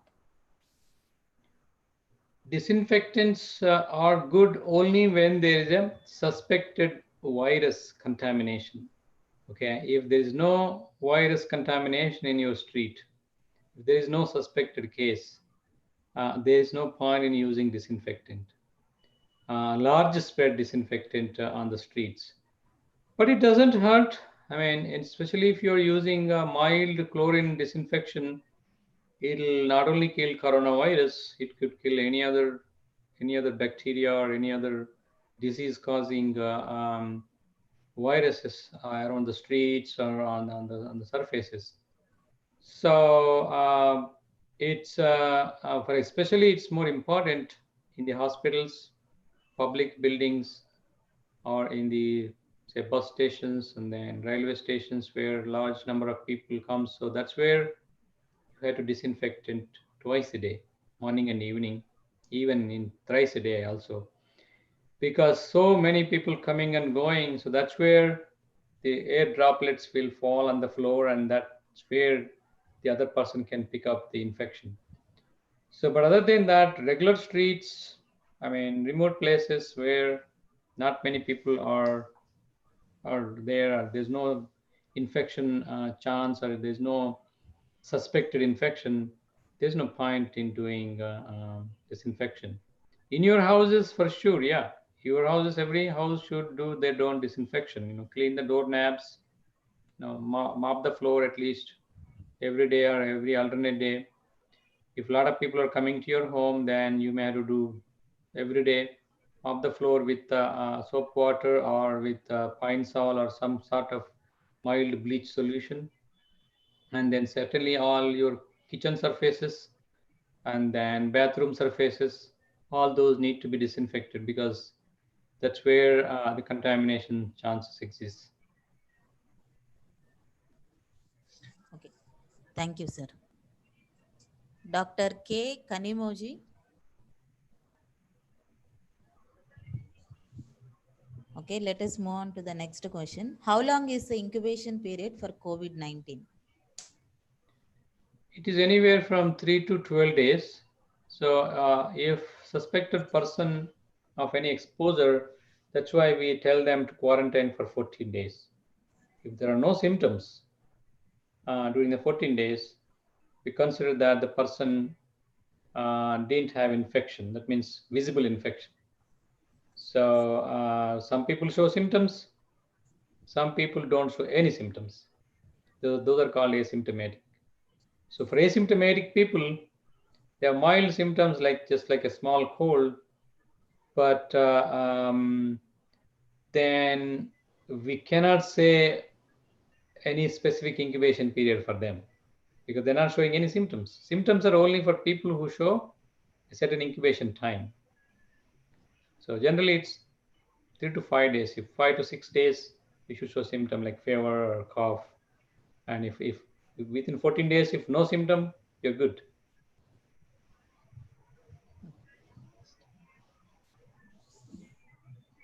Oh, Yeah. thank you, sir. The next question is, can a person cured of COVID-19 can get coronavirus infection again? No. Based on the available data from people who have been exposed in China, for example, they didn't get reinfection. And same is true, those who have recovered even in India, Delhi, and those cases, they're not getting it again. And the experiments, the monkeys who are recovered from the infection, if they were exposed again, they didn't get it. So that means the reinfection, but how long? We don't know. I mean, you may be protected for a year. As long as the antibodies are present in your body, you will be protected. But we don't know right now how long the antibodies will stay. So because this virus, we are only learning right now. And the projection is that you will be protected maybe for 12 to 15 months, a minimum. But afterwards, we don't know. So we have to study how long the antibodies are present in your body. And when they decline, then they get it infected again. But maybe next time, second time when they get infected, they may not get the same severity because there is some kind of viral memory. So they might get milder infection. That's what is science says. Yep. Thank you, sir. Many participants asked regarding plasma therapy, how it is used to treat corona disease. Yeah, plasma therapy is nothing but you get blood donation. I mean, not even blood donation, just take the blood and then take only the plasma from the person and give the cells back to that person. That's called convalescent plasma. You don't need these red blood cells. You don't need his white blood cells. You only need the liquid portion of the blood, which we call, there's a special machine to do that. So it will only take the liquid portion and then returns back the cells to the donor. So that plasma has COVID virus fighting antibodies. So you can give that to the patient, very severely ill patient. It is not for prevention. It is not for treating mild cases. It's only treating for severe cases. Yeah. But then the person has to be in the hospital, and then plasma therapy is usually given intravenous. So we need to learn a little bit more how much to give, how long to give. I mean, those parameters need to be studied clearly, because unlike a medicine, we have dose titration, dose and duration titration, all we do. For plasma therapy, you have to do similarly, how much, how long, and then how do you titrate the dose to the patient need.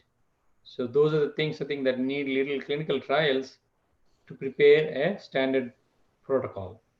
So right now they are doing an experimental basis, taking some plasma from recovered patient and then giving to a severely ill person.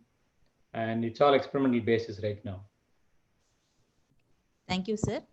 Yeah. Dr. Afzal Basha Sheikh. Sir, are you there? Dr. Yes, madam. Afzal Basha Sheikh. Yeah, go ahead, ask. Okay. Next question is, sir, one vaccine is enough to fight against all strains of corona? Right now, the strain that is causing COVID-19 is considered as one strain. One strain means with small variations, I mean, the strain that is in Delhi versus in the Italy or in the China, more or less is similar but small difference. So we are not vaccinating against the strain. We are vaccinating against a small protein for the virus. And once we have antibodies, if that virus has that protein, our antibodies can neutralize any related virus. Doesn't have to, strain doesn't matter there. So, but that's a good question, because sometimes flu viruses, they change their strain every year. So we have to prepare the vaccine every year. So right now for coronavirus, they are thinking at least one strain for now, and if it mutates or if this strain changes next year or a couple of years, we may have to change the vaccine strategy as well. But right now, it's one strain broadly. Yeah. Thank you, sir. Why the dead bodies of corona patients are not returned to their relatives? Simple reason, because their body has so many millions of viruses, and these viruses can escape the body and then get into the air or through the secretions, the fluid secretions from the body. And these are highly contagious viruses. And if you don't cremate properly, it can contaminate, it can spread to animals, for example, monkeys, or it could infect the people who are attending the cremation. So it's a virus that's very dangerous. That's why I think you need to follow the containment procedure, just like how you handle virus in a BSL-3 lab. So you had to put personal protective equipment. You had to handle all of those. Generally, families don't have that kind of a protective gear. So that's why hospitals, they kind of wanted to do it themselves, and then so that there won't be any risk to the families. So, how long this virus sustains in the dead body, sir? As it requires living cells for the multiplication, how long it remains in the dead body? They can stay up to 3 to 4 days. I mean, they don't need much oxygen or much of anything other than just regular cellular thing. So yeah, but after 3 to 4 days, their multiplication stops, and they are viable only for maybe 8 hours without multiplication. So that's what right now evidence we have. But some of them can be in the dormant stage. For example, in the fecal samples, the virus can be viable. Okay, I mean, you don't need any living cells there, but it can be there and then go into water, and then once you get into the water, if water gets into your nose or mouth, and then it gets into your cell. So that fecal contamination is also possible. But in the dead body, it doesn't stay that long. I mean, just general science, 72 hours. So that's what, but the risk is very high, isn't it? So that's why they don't give it, because when people grieve on the dead body, they touch it, and then everybody want to touch the person one last time, So it will be very hard to maintain the hygiene, and the risk is very high. So that's why I think if it's not cremated within 3 to 4 days, generally most of them they do, then the body has to be treated and kept in the casket, and then that's what they do in the Western world. They cremate after 7-8 days. They don't do it right away. But in India, I think they do maximum 24 or 48 hours, and that's where the virus is still rampant in the body. Yeah. Okay, sir. So, can salt water disinfects the vegetables and fruits? Yeah, you can. Salt water is not an ideal breaker of the envelope, virus envelope. The ideal envelope for the virus envelope is soap water, because virus envelope is a lipid structure. So lipid, you can only break the lipid with soap water. So as soon as the soap water touches the virus particle, the virus particle will just burst out.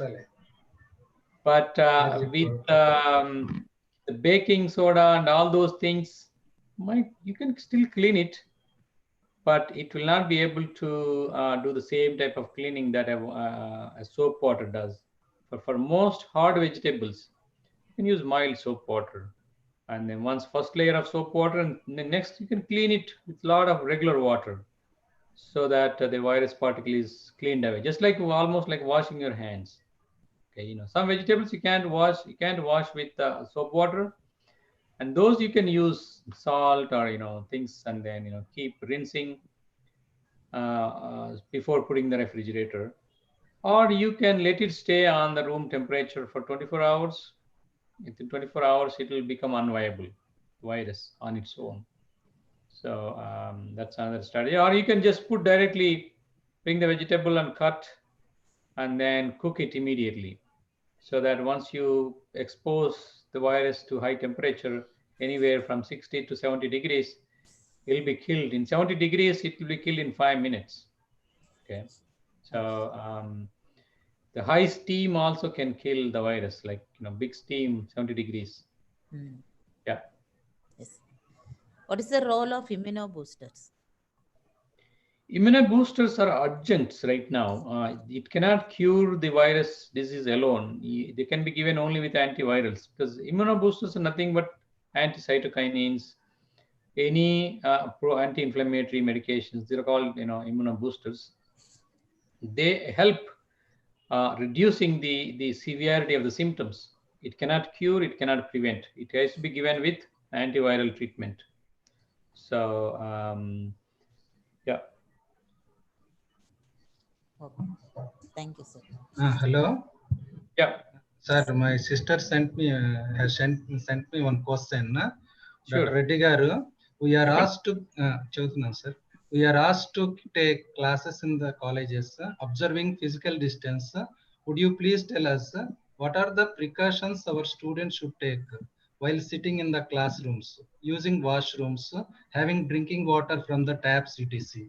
How far it is safe to teach using masks on the mouth and nose? Can we teach like that for 4 hours a day? Like that. P. Nagasusila, Professor JKC College, Guntur. Sure, yeah. I mean, if your class size is small, you can still follow the physical distancing. If you have 20 students in your class, sit them 5 feet away from each other. But if you have a large class, 50 students and 100 students, and then bench space is limited, you cannot enforce physical distance rules. So that will be a thing. And every student has to wear a mask. Okay. Because you don't know which student is carrying the virus. So that means if everybody is breathing the same air in that room, all you need is one person, one student having some symptoms of some virus, he can give to the entire class. And then same is true with the teacher, they have to wear the mask. Wearing mask, you can wear any number of hours, it doesn't hurt. You have to breathe properly. And the mask has to be good mask. Not any mask helps. If the mask doesn't filter the virus, it's no use. So that's why I think the safest thing is until you can do this safely, I think better not to hold classes for large groups. And even traveling in the buses, traveling the train with so many thousands of people, you need good mask. And you have to wash your hands very frequently. You'll be touching surface everywhere. And drinking water is fine because it doesn't spread through the water. Water is fine, but don't share food with each other. Students should not share with food each other, and should not drink each other's water, because then you put your water bottle in your mouth and then the same water bottle give to another person. It's a mouth-to-mouth transmission. So nose and mouth, these are the two places one should avoid touching by any means. So, and the other thing is the fecal contamination. So open defecation, or if water is contaminated with the fecal matter, that's a cause for concern. So the virus can be present in the fecal matter. So everybody should drink filtered water, most likely RO water. Bring their own water bottle, preferably, because drinking from the tap, you may be putting your mouth to the tap. Other person will come again, put the mouth to the tap. So any source of contamination should be avoided. If physical distancing is not possible to enforce, I mean, they can stay home and then educate remotely. Yeah, I mean, this is a very dangerous disease. We cannot afford, risking the lives. Yeah. Okay, sir. She Yeah. has sent me one more question. People Yeah. are eating chicken and mutton. It is Yeah. preferable for having protein, or is it harmful? Should we strictly adhere to vegetarian food? What about having eggs like that? Food, there is no restrictions. Food is not a source of contamination, especially when you follow the hygiene. ఇప్పుడు chicken mutton తినొచ్చు. Sir. Simple food చెప్పడం నేను ఎందుకంటే that can be consider simple food. Exotic food నేను exotic అంటే any uncooked food, for example Sushee అని రా fish రా మీట్ తినడము, Yeah. raw vegetables without cleaning, those things are increases the chance. Chicken, mutton, even if they are contaminated with virus, you will be cleaning it before cooking. Even if you don't clean properly, cook at high temperature. Okay, the fried or with cooker, and then you can eat protein, because everybody needs 50 grams of protein every day. That is Yeah. called balanced food. You have to get the protein in some source. Milk won't give you 50 grams every day. So either you have to eat some papulu or some chicken or some Yeah. fish, anything properly cooked. So when you bring the chicken from outside, you always clean the chicken and then you cook it immediately. You don't put in the refrigerator. Okay, then without washing the chicken, don't put in the refrigerator. That means you are freezing the virus also in the refrigerator. So better bring the chicken or mutton, just wash it and cook it immediately. Once you cook it, you can put in the refrigerator, you can eat. That way, then it is virus free at that stage. And you wash your hands properly with soap water and then decontaminate all the sink and where you wash chicken, mutton in the sink. So it's not a big source of virus contamination. Just regular thing. Yeah. One of my friend, Dr. Kishore, he wants to know, will coronavirus spread through blood transfusion, sir? Blood transfusion, it doesn't exist in the blood, but if the person is severely ill, if there is a breakage of the blood vessels in the lungs, the virus will go into the blood. That if that happens, then that person, that type of blood, we should not give it to people. Generally, it is the virus. Viable virus particles are not present in the blood. Okay, so but if in case of blood vessel damage or the lungs, from lungs it goes into the blood, from there it goes to the brain and then a lot of infection. So better to take corona negative blood. I mean, one should test who is the donor. Okay, so the risk is minimal, but right now we don't want to pretend that we know everything about this virus. It's only 150 days old virus. We don't know much about this virus. So what we know, we are telling you right now. But who knows? It might get into the blood and stay for a long time. That's what right now we don't have the information. So it's better to be safe to take coronavirus negative blood. Yeah. Okay, sir. One final question from my sister. Dr. Reddy Garu, thank you so much for the invaluable inputs regarding COVID-19. One small request. If you are given a place and position in our country, funded either by the government or some organization, are you willing to come back to India and continue to your research here? తప్పకుండా అండి. నేను భారతీయుడిని. నేను ఇంకా passport maintain చేస్తున్నాను. 20 ఏళ్ళు America నుంచి వచ్చినా కూడా ఈ Okay, sir. లాస్ట్ 4 ఇయర్స్ అయినారో పద్మశ్రీకి నామినేట్ అయ్యాను. నా గోల్ ఏంటంటే Thank you so much, retire sir. అయ్యే వరకు ఎప్పుడైనా ఇండియాకి వచ్చి హై స్కూల్ పిల్లలకి, కాలేజ్ పిల్లలకి అబ్దుల్ కలాం లాగా పాఠాలు చెప్పి మోటివేట్ చేయాలనేది నా కోరిక అన్నట్టు. ఎందుకంటే ఒక్కరిని సైన్స్ చేస్తే పెద్దగా డెవలప్మెంట్ కాదు. నేను ఒక 1000 మందిని తయారు చేశాను అనుకోండి, 1,00,000 మందిని స్టూడెంట్లను తయారు చేశాను కదా, ఒక పెద్ద ఫోర్స్ తయారవుతుంది, సైంటిఫిక్ ఫోర్స్. అది నా గోల్. సో ఏదో ఒక టైంలో ఇండియాకి వస్తాను, స్కూల్ తిరిగి పిల్లలను మోటివేట్ చేస్తాను, కాలేజీలో కూడా. So at one time that's my goal. ఈ నెక్స్ట్ ఇయర్ కావచ్చు, అది ఎప్పుడైనా కావచ్చు. నన్ను అందుకని చెప్పి వేరే ఏ కంట్రీ పౌరసత్వం స్వీకరించట్లేదు అందుకనే. So nice and kind of you, sir. Okay, so magnanimous question, sir. Over to Narsimharao from YouTube, Vishwanath. They want to ask some questions.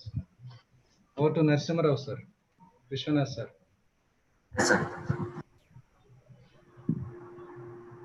Thank you, Ravi Shankar sir. Okay, thanks Thank you, a sir. lot, sir. Thank you, Professor Sambaradi Garu. So we have some questions from YouTube participants also. Okay, go ahead, read. So I think I will ask one by one.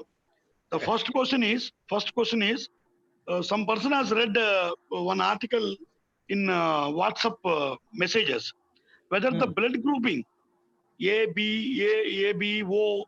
So this will have an impact on the coronavirus or not. The participant is asking some A group people will have more impact than the B group, it seems. So is that kind of thing is there or not? So far, I think scientifically, we don't have exact information how a blood group will decide either the severity of the infection or rate of infection or the recovery. So right now, what science we know is, how this virus enters our body, how it causes damage to the lung cells, how it stays, how it is killing people. So blood group may influence the recovery or may influence the severity of the disease, but we don't know how. So one possibility is that, lymphocytes, all those white blood cells which are protective, if they are influenced, that could be one source. Or the red blood cells carry oxygen to our body, every cells. Okay. And then this virus affects that oxygen carrying capacity, not by affecting the RBCs. It's by reducing the amount of oxygen that is transmitted between the lungs and the blood. So right now, scientifically, we don't have solid evidence, and we are learning right now. So we may have to wait for some time to learn more information about the blood groups versus infection. Thank you. One question from Hello. Vaibhav Dindokar. Hello. So, hello? Hello? Sir, continue. Yeah. There is one question from Vaibhav Dindokar. So which is the best therapy for treating or curing COVID-19? There is no therapy right now. Prevention, that's what I'm saying. Prevention is the best way. If one unfortunately gets exposed, we have to monitor his symptoms. If he's mild, then nothing to worry. Just give crocin and regular, put them in isolation, give them good food, and then take care of the patients very nicely. Not to stigmatize, not to scold them, not to treat them like an untouchable. Put them in isolation room, give them love and affection just like a regular patient, and then give them medicines, whatever they need, and they will recover within 14 to 21 days, and then they will be fine. Only if they can't recover, if they're coughing, the temperature is very high, and they can't breathe, then they have to go to hospital. And these days, most of the time, it is, I think, you have both government hospitals and private hospitals, and they certainly will give a good treatment, what is necessary, like a fluid therapy or oxygen therapy, But overall, right now, it is the patient who fights the virus in the body. There is no vaccine, there is no medicine that they can give. All the medicines that they're giving are experimental medicines. We don't know if anything works or not. But one thing for sure that will work is the person's immunity. So the person is healthy and he is able to fight the virus. I think they all will overcome it. The only very, unfortunately, small fraction of the patients, like older patients, 60, 70, 80-year-old, those who don't have the capability to fight the virus, they are succumbing to death. So those are the patients we have to be extremely careful. I mean, if you have in the household anybody who is 70, 80, 90-year-old, you simply take care of them. No visiting to them. They should not go out. No source of contamination. And most youngsters, younger than 30, nothing will happen to them. Death is less than 1%. So they all will recover. So make sure that that person will not give the disease to another person in the family. I know our families don't have very many rooms, but put them in one room, maybe in the upstairs or somewhere, so that limit his contact. still give them care and thing. And other than that, I think there's no medical suggestion one can make because there's no medicine approved yet. So that's what is the suggestion that I make. Thank you, sir. And Hello? one question from Manipal College. Even though the US have the more sophisticated health care, why this US has failed in controlling the corona? So that was asked by Pradeep from Manipal College. Yeah, it's not a failure to control the disease, it's learning to control, because we have seen many pandemics before, SARS came in, MERS came in, the Ebola virus came in, we learned each virus behaves differently. We thought, yes, thought, it's like a normal virus, it's contained at the source that is in China. Because US is a country, like New York is a country where lakhs of people visit every day from every country. So the chance of infection is very high for the US because US is kind of world hub for education, for research, for travel. A lot of families visit. Any country can bring a virus infection to US, and we didn't learn enough at the beginning. So, but once we learned enough, then the containment started. The flights have been halted. Then we went into home quarantine. So one thing that is not possible here compared to other countries is the personal freedom is very high here. So you cannot force people to quarantine, cannot force people to do anything. Okay, unlike some countries. So this personal freedom is there, and that probably could be a factor that sometime the spread is very high because some people wear masks, some people don't wear masks, some people, kind of don't obey the instructions. So it doesn't have to do with the lack of understanding or anything. It's more of a personal freedom. But now we are everybody in the same boat. Okay, now whether we started early on, now India catching up. For example, Brazil was catching up so fast. Russia just jumped in, thousands of cases. So no country is immune. Everybody is learning in their own way, and no person is kind of immune. Or at one point we thought India could do fare much better. There's not much cases going on. I was so happy to see in my last lecture when I gave last month of March. Last week of March, there are not many cases, 6,000, 7,000 cases. I thought, okay, India would control. But now, in 8 weeks later, you have 2.2 lakhs cases. So it's a disease that probably will be tough to control, and we need to kind of continue to learn how to control. And then when population of the size of India or in the US, where mobile population, and it's very hard to kind of control despite all the mitigation strategies. So now with the lockdown almost open, everybody is trying to get back to work or school. There's a possibility that the number of cases will be more high because now we'll be giving virus to each other. So that's the risk. We are seeing that in the US, for example. In the beginning we have a huge number of cases. Kind of now we plateaued. Now we are getting back to work now, slowly opening the businesses and workplaces and offices. Now we are worried what happens in the next 3-4 weeks. If there's a huge increase in the cases, then we may have to again go down to stay at home one more time.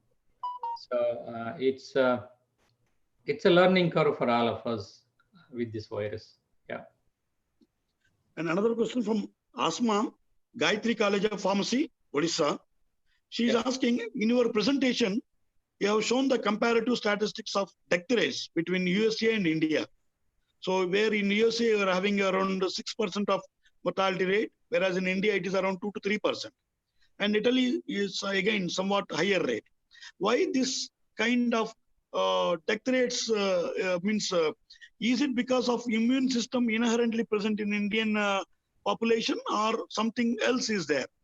So why this kind of differences in mortality rate is there? So this was question asked by the Odisha College of Pharmacy student. I think asthma. Very good question. Yeah, I think the mortality rate and the infection severity, the recovery, it all depends on person's immunity. And the person's immunity to some extent is environmental to where you stay, whether you are in Italy or in India or China or in New York. So, for example, most Indians have a high level of immunity because you all are brought up in dust, and then you have a lot of bacterial infections early on, a lot of viral infections. So you all survive a lot of immune things. So you all take BCG vaccine in India, for example. I took the BCG vaccine as a childhood. So people who have BCG vaccine are more protected than non-BCG vaccine people. And inherently, the stress level is very low in India. I mean, we have such a high social order. People are more happy. Even poor people are also very happy because there's not much a personal or physical stress, mental stress. Advanced countries, the Western world has a lot of mental stress. A lot of work stress, a lot of business stress. It puts person high risk for immune diseases, this viral infection. Plus, body composition, the food habits, in the body weight, the underlying conditions help, the aging. For example, India and US, one difference, India and Italy, one difference is age. You don't have very many people in India over the age of 80 years.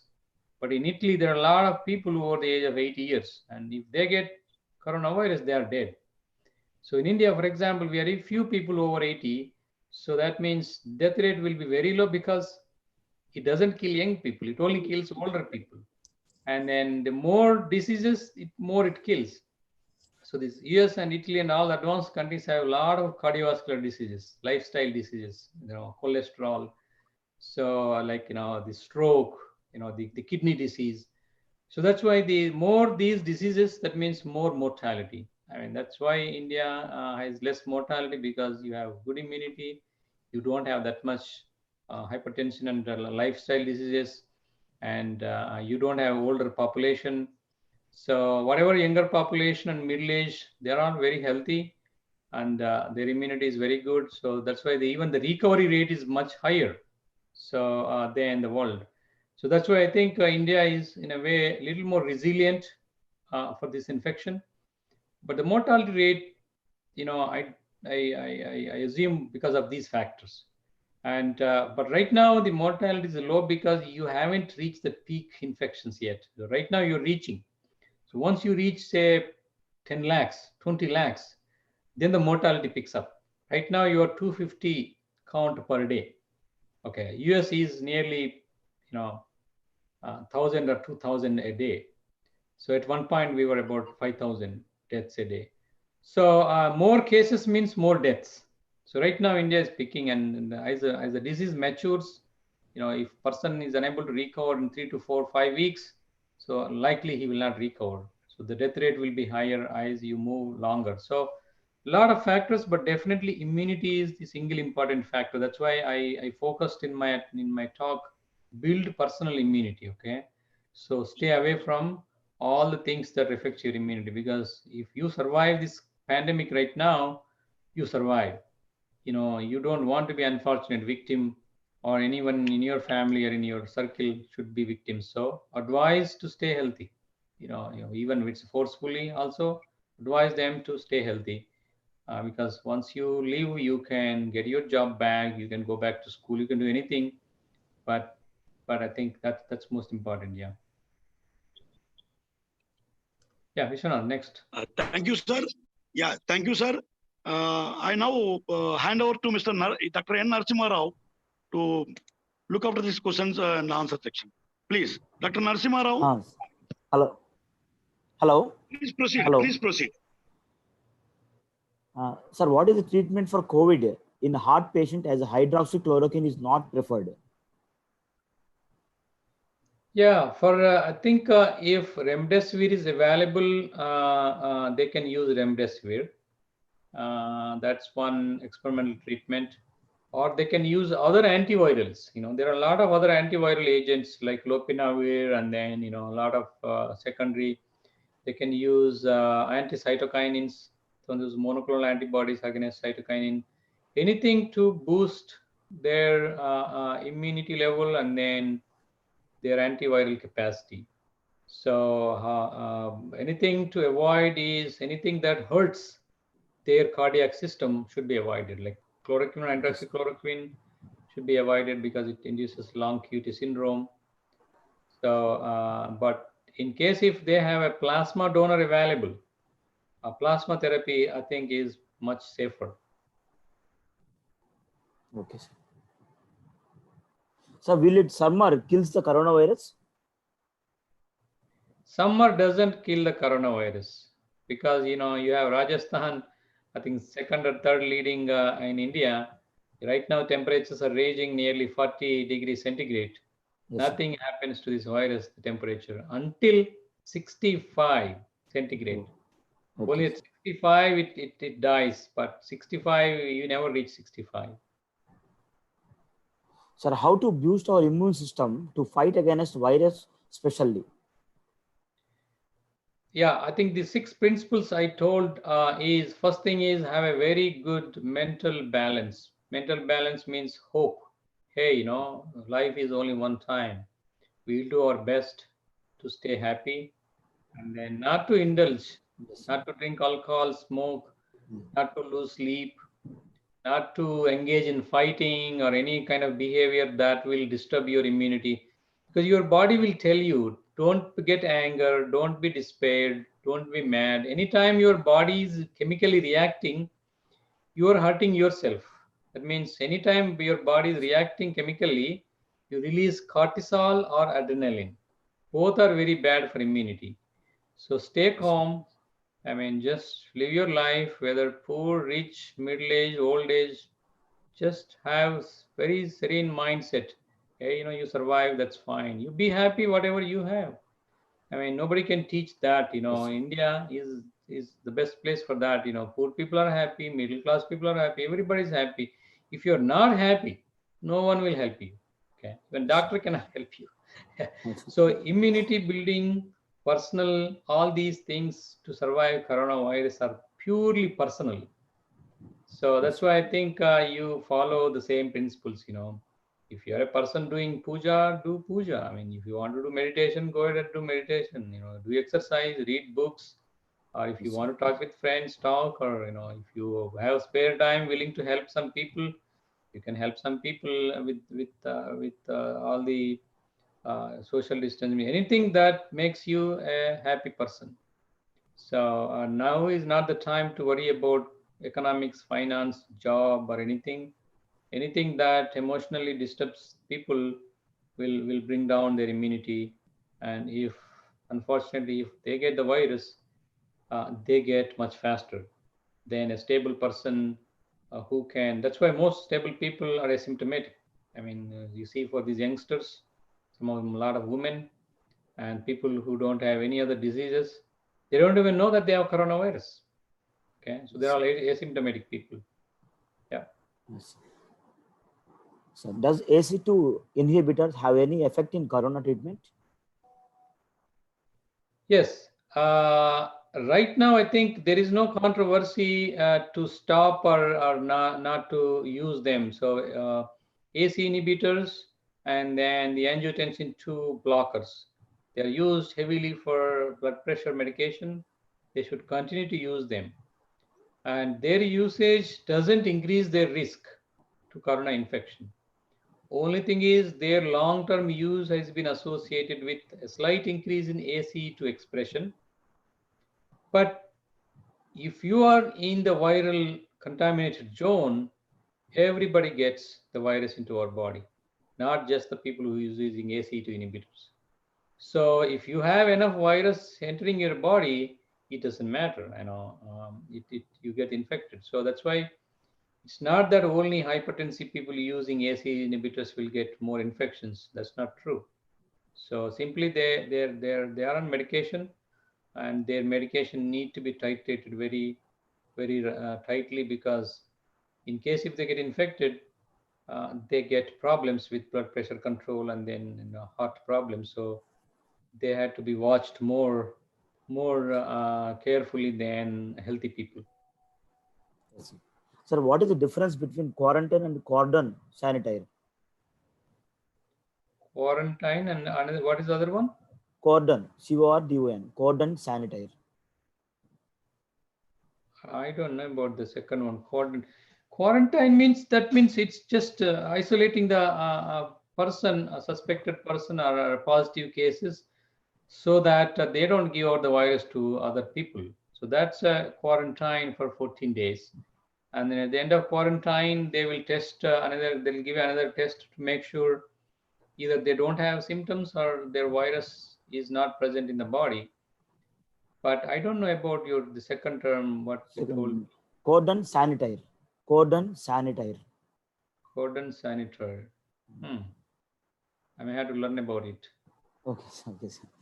So that's it, sir. Thank you, sir. Thank you very much, sir. Hello, over to Vishwanath, sir. So thank you for patiently answering your questions from your side, sir, Dr. Samaredi garu. Sure. Now I hand over. Sir, Please, Vishwanath, madam. sir. Please, This is madam. the last question from the participants. Which Yeah, you type can. of mask is safer? Yeah, to you can prevent ask, madam. corona? Which type of mask is safer to prevent corona? It is asked by many participants. N95, if available. Okay, because N95 is the one that filters virus particles. So even if they come close to your nose, you N95 can filter the virus particles. So you only breathe the air.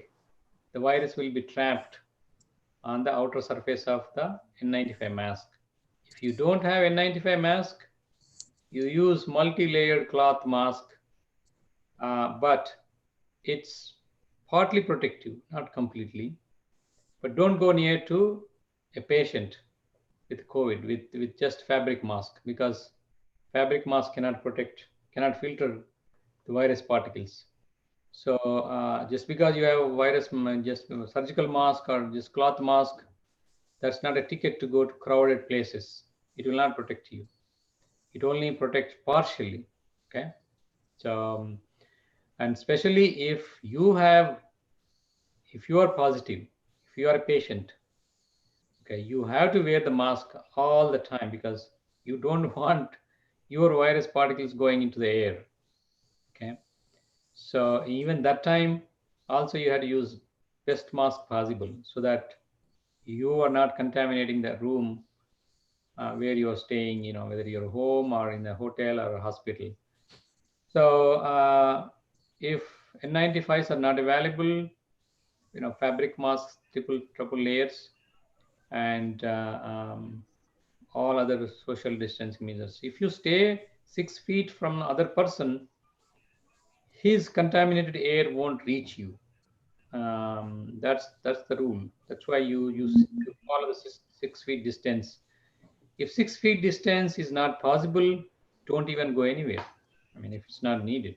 Otherwise, then you're exposed, and you may have to suffer from the disease until you recover. And that's why I think everybody has to ask a question. Anything that they do, is it needed? Should I go to market or not? Should I go take a bus or not? Shall I really need this or not? So those are the questions that you should ask. Don't rely on fabric mask. It is not protective at all. It's protective 20 to 30%. And N95s are the best. Unfortunately, N95s are only limited supply, only given to doctors and nurses and in the hospital. But if N95s become available in the market, go buy. I mean, why not? Sir, Thank you, hello, sir. ready, Yeah. sir? Shall we wash every time we put on the mask, even N95 mask? Shall N95 mask wash చేయకూడదండి. N95 how many days can we use N95 mask? మీకు every third day use చేయాలి. ఇప్పుడు ఈ రోజు use చేసిన N95 మళ్ళీ రేపు use చేయకూడదు. 3 మళ్ళీ days. 24 hours, at least 40 hours దాన్ని ఎయిర్ డ్రై జస్ట్ రూమ్ దగ్గర పెట్టేస్తే ఏంటంటే సర్ఫేస్ మీద ఉన్న వైరస్ పార్టికల్స్ అన్ని డెడ్ అయిపోతాయి ఆన్ దేర్ ఓన్. సరే. You don't have to spray chemical and don't do any sanitizer because that will destroy the polymer sieve. N95 polymer sieves అనమాట అవి. ఆ పాలిమర్ కెమికల్ యూజ్ చేస్తే polymer sieves ఖరాబ్ అయ్యి they won't filter the virus anymore. Shall wash our clothes if we go out once, or just 5 minutes or else 10 minutes? What about our shoes, chappal, watch, chain, bangles, bags, and ATM cards and cash? Everything. You go out and you are a source of contamination. When you come home, first thing that you have to do is put your clothes in the laundry. Okay, take bath. Okay, because the virus can stay on your skin, stay on your hair. It can come with your shoes too. But shoes, you put it outside and then 24 hours later, all the virus is dead on the shoes. You don't have to do anything on the shoes. What about cash, sir? Your wallet, huh? Yeah, money. Money probably, you don't have to do anything. You don't touch it. If you're touching in the market, put it in the wallet and then don't touch for next 24 hours. Yeah. Because on the paper, it can only stay 24 hours. So even if it's in the wallet, it will be killed. But don't frequently touch inside the home. So there's no need to spray too much chemicals on the currency notes. You just put it, you use old cash. ఇప్పుడు ఇంట్లో ఉన్న cash 3-4 days ముట్టుకోకుండా ఉన్న cash use చేయవచ్చు ఎవరైనా వచ్చి ఇవ్వడానికి. మీరు మార్కెట్కి వెళ్ళినప్పుడు అట్లాగే చేయవచ్చు. సో ఫ్రీక్వెంట్ బెడ్ క్లాత్స్ కూడా ఇంట్లో ఉన్న క్లాత్స్ కూడా ఎవ్రీ 2 to 3 days వాష్ చేస్తే బెస్ట్. టవల్స్ కూడా you take a bath and then don't use the same towel for 1 week. Every second, third day you wash the towel, because on the cloth is the biggest source of contamination between the persons. Yeah. Okay, thank you so much, sir. Finally, a vote of thanks will be proposed by J. Srividya ma'am. Over to J. Srividya ma'am. Good noon, sir. Can you hear me, Ravi Shankar, sir? Yeah. A warm and graceful morning to our most valued session speaker, Professor Sambareddy Garu, our ever energetic principal, academicians, and my dear student friends. I wholeheartedly thank God Almighty for His powerful blessings to make this webinar happen. I thank our principal, staff, organizing and co-organizing secretaries of this event for their meticulous effort in bringing out this webinar, which is the need of the hour for present generation and especially for academicians too.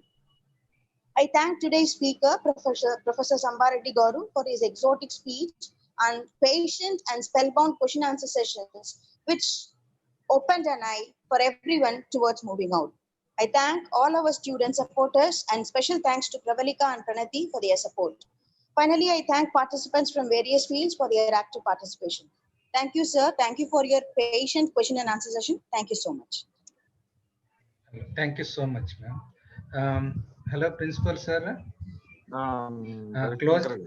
Closing remarks by Professor P. Srinivas Babu. I am very thankful to Professor Sambareddy sir for your excellent information on coronavirus 2019 pandemic updates, sir. We are very proud as a pharmacist. You are a pharmacologist. Definitely, we inspire your speech and your.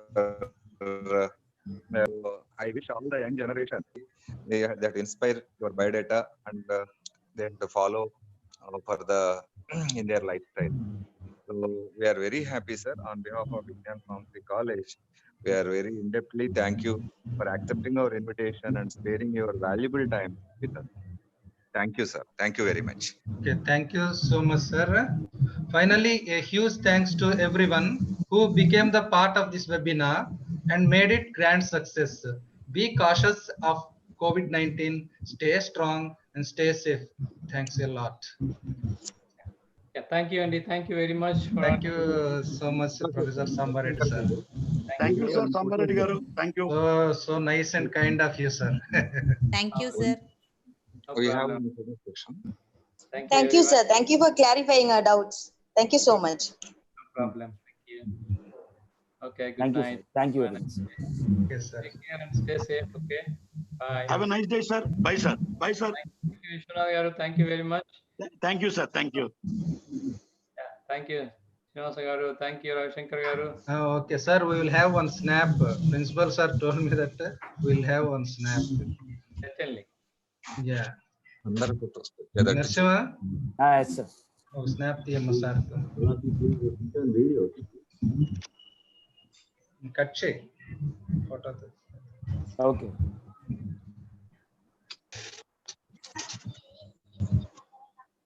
Okay, sir. Very good. Okay, Vishwanath, anybody? where is it? What about Vishwanath sir? Vishwanath is Sir.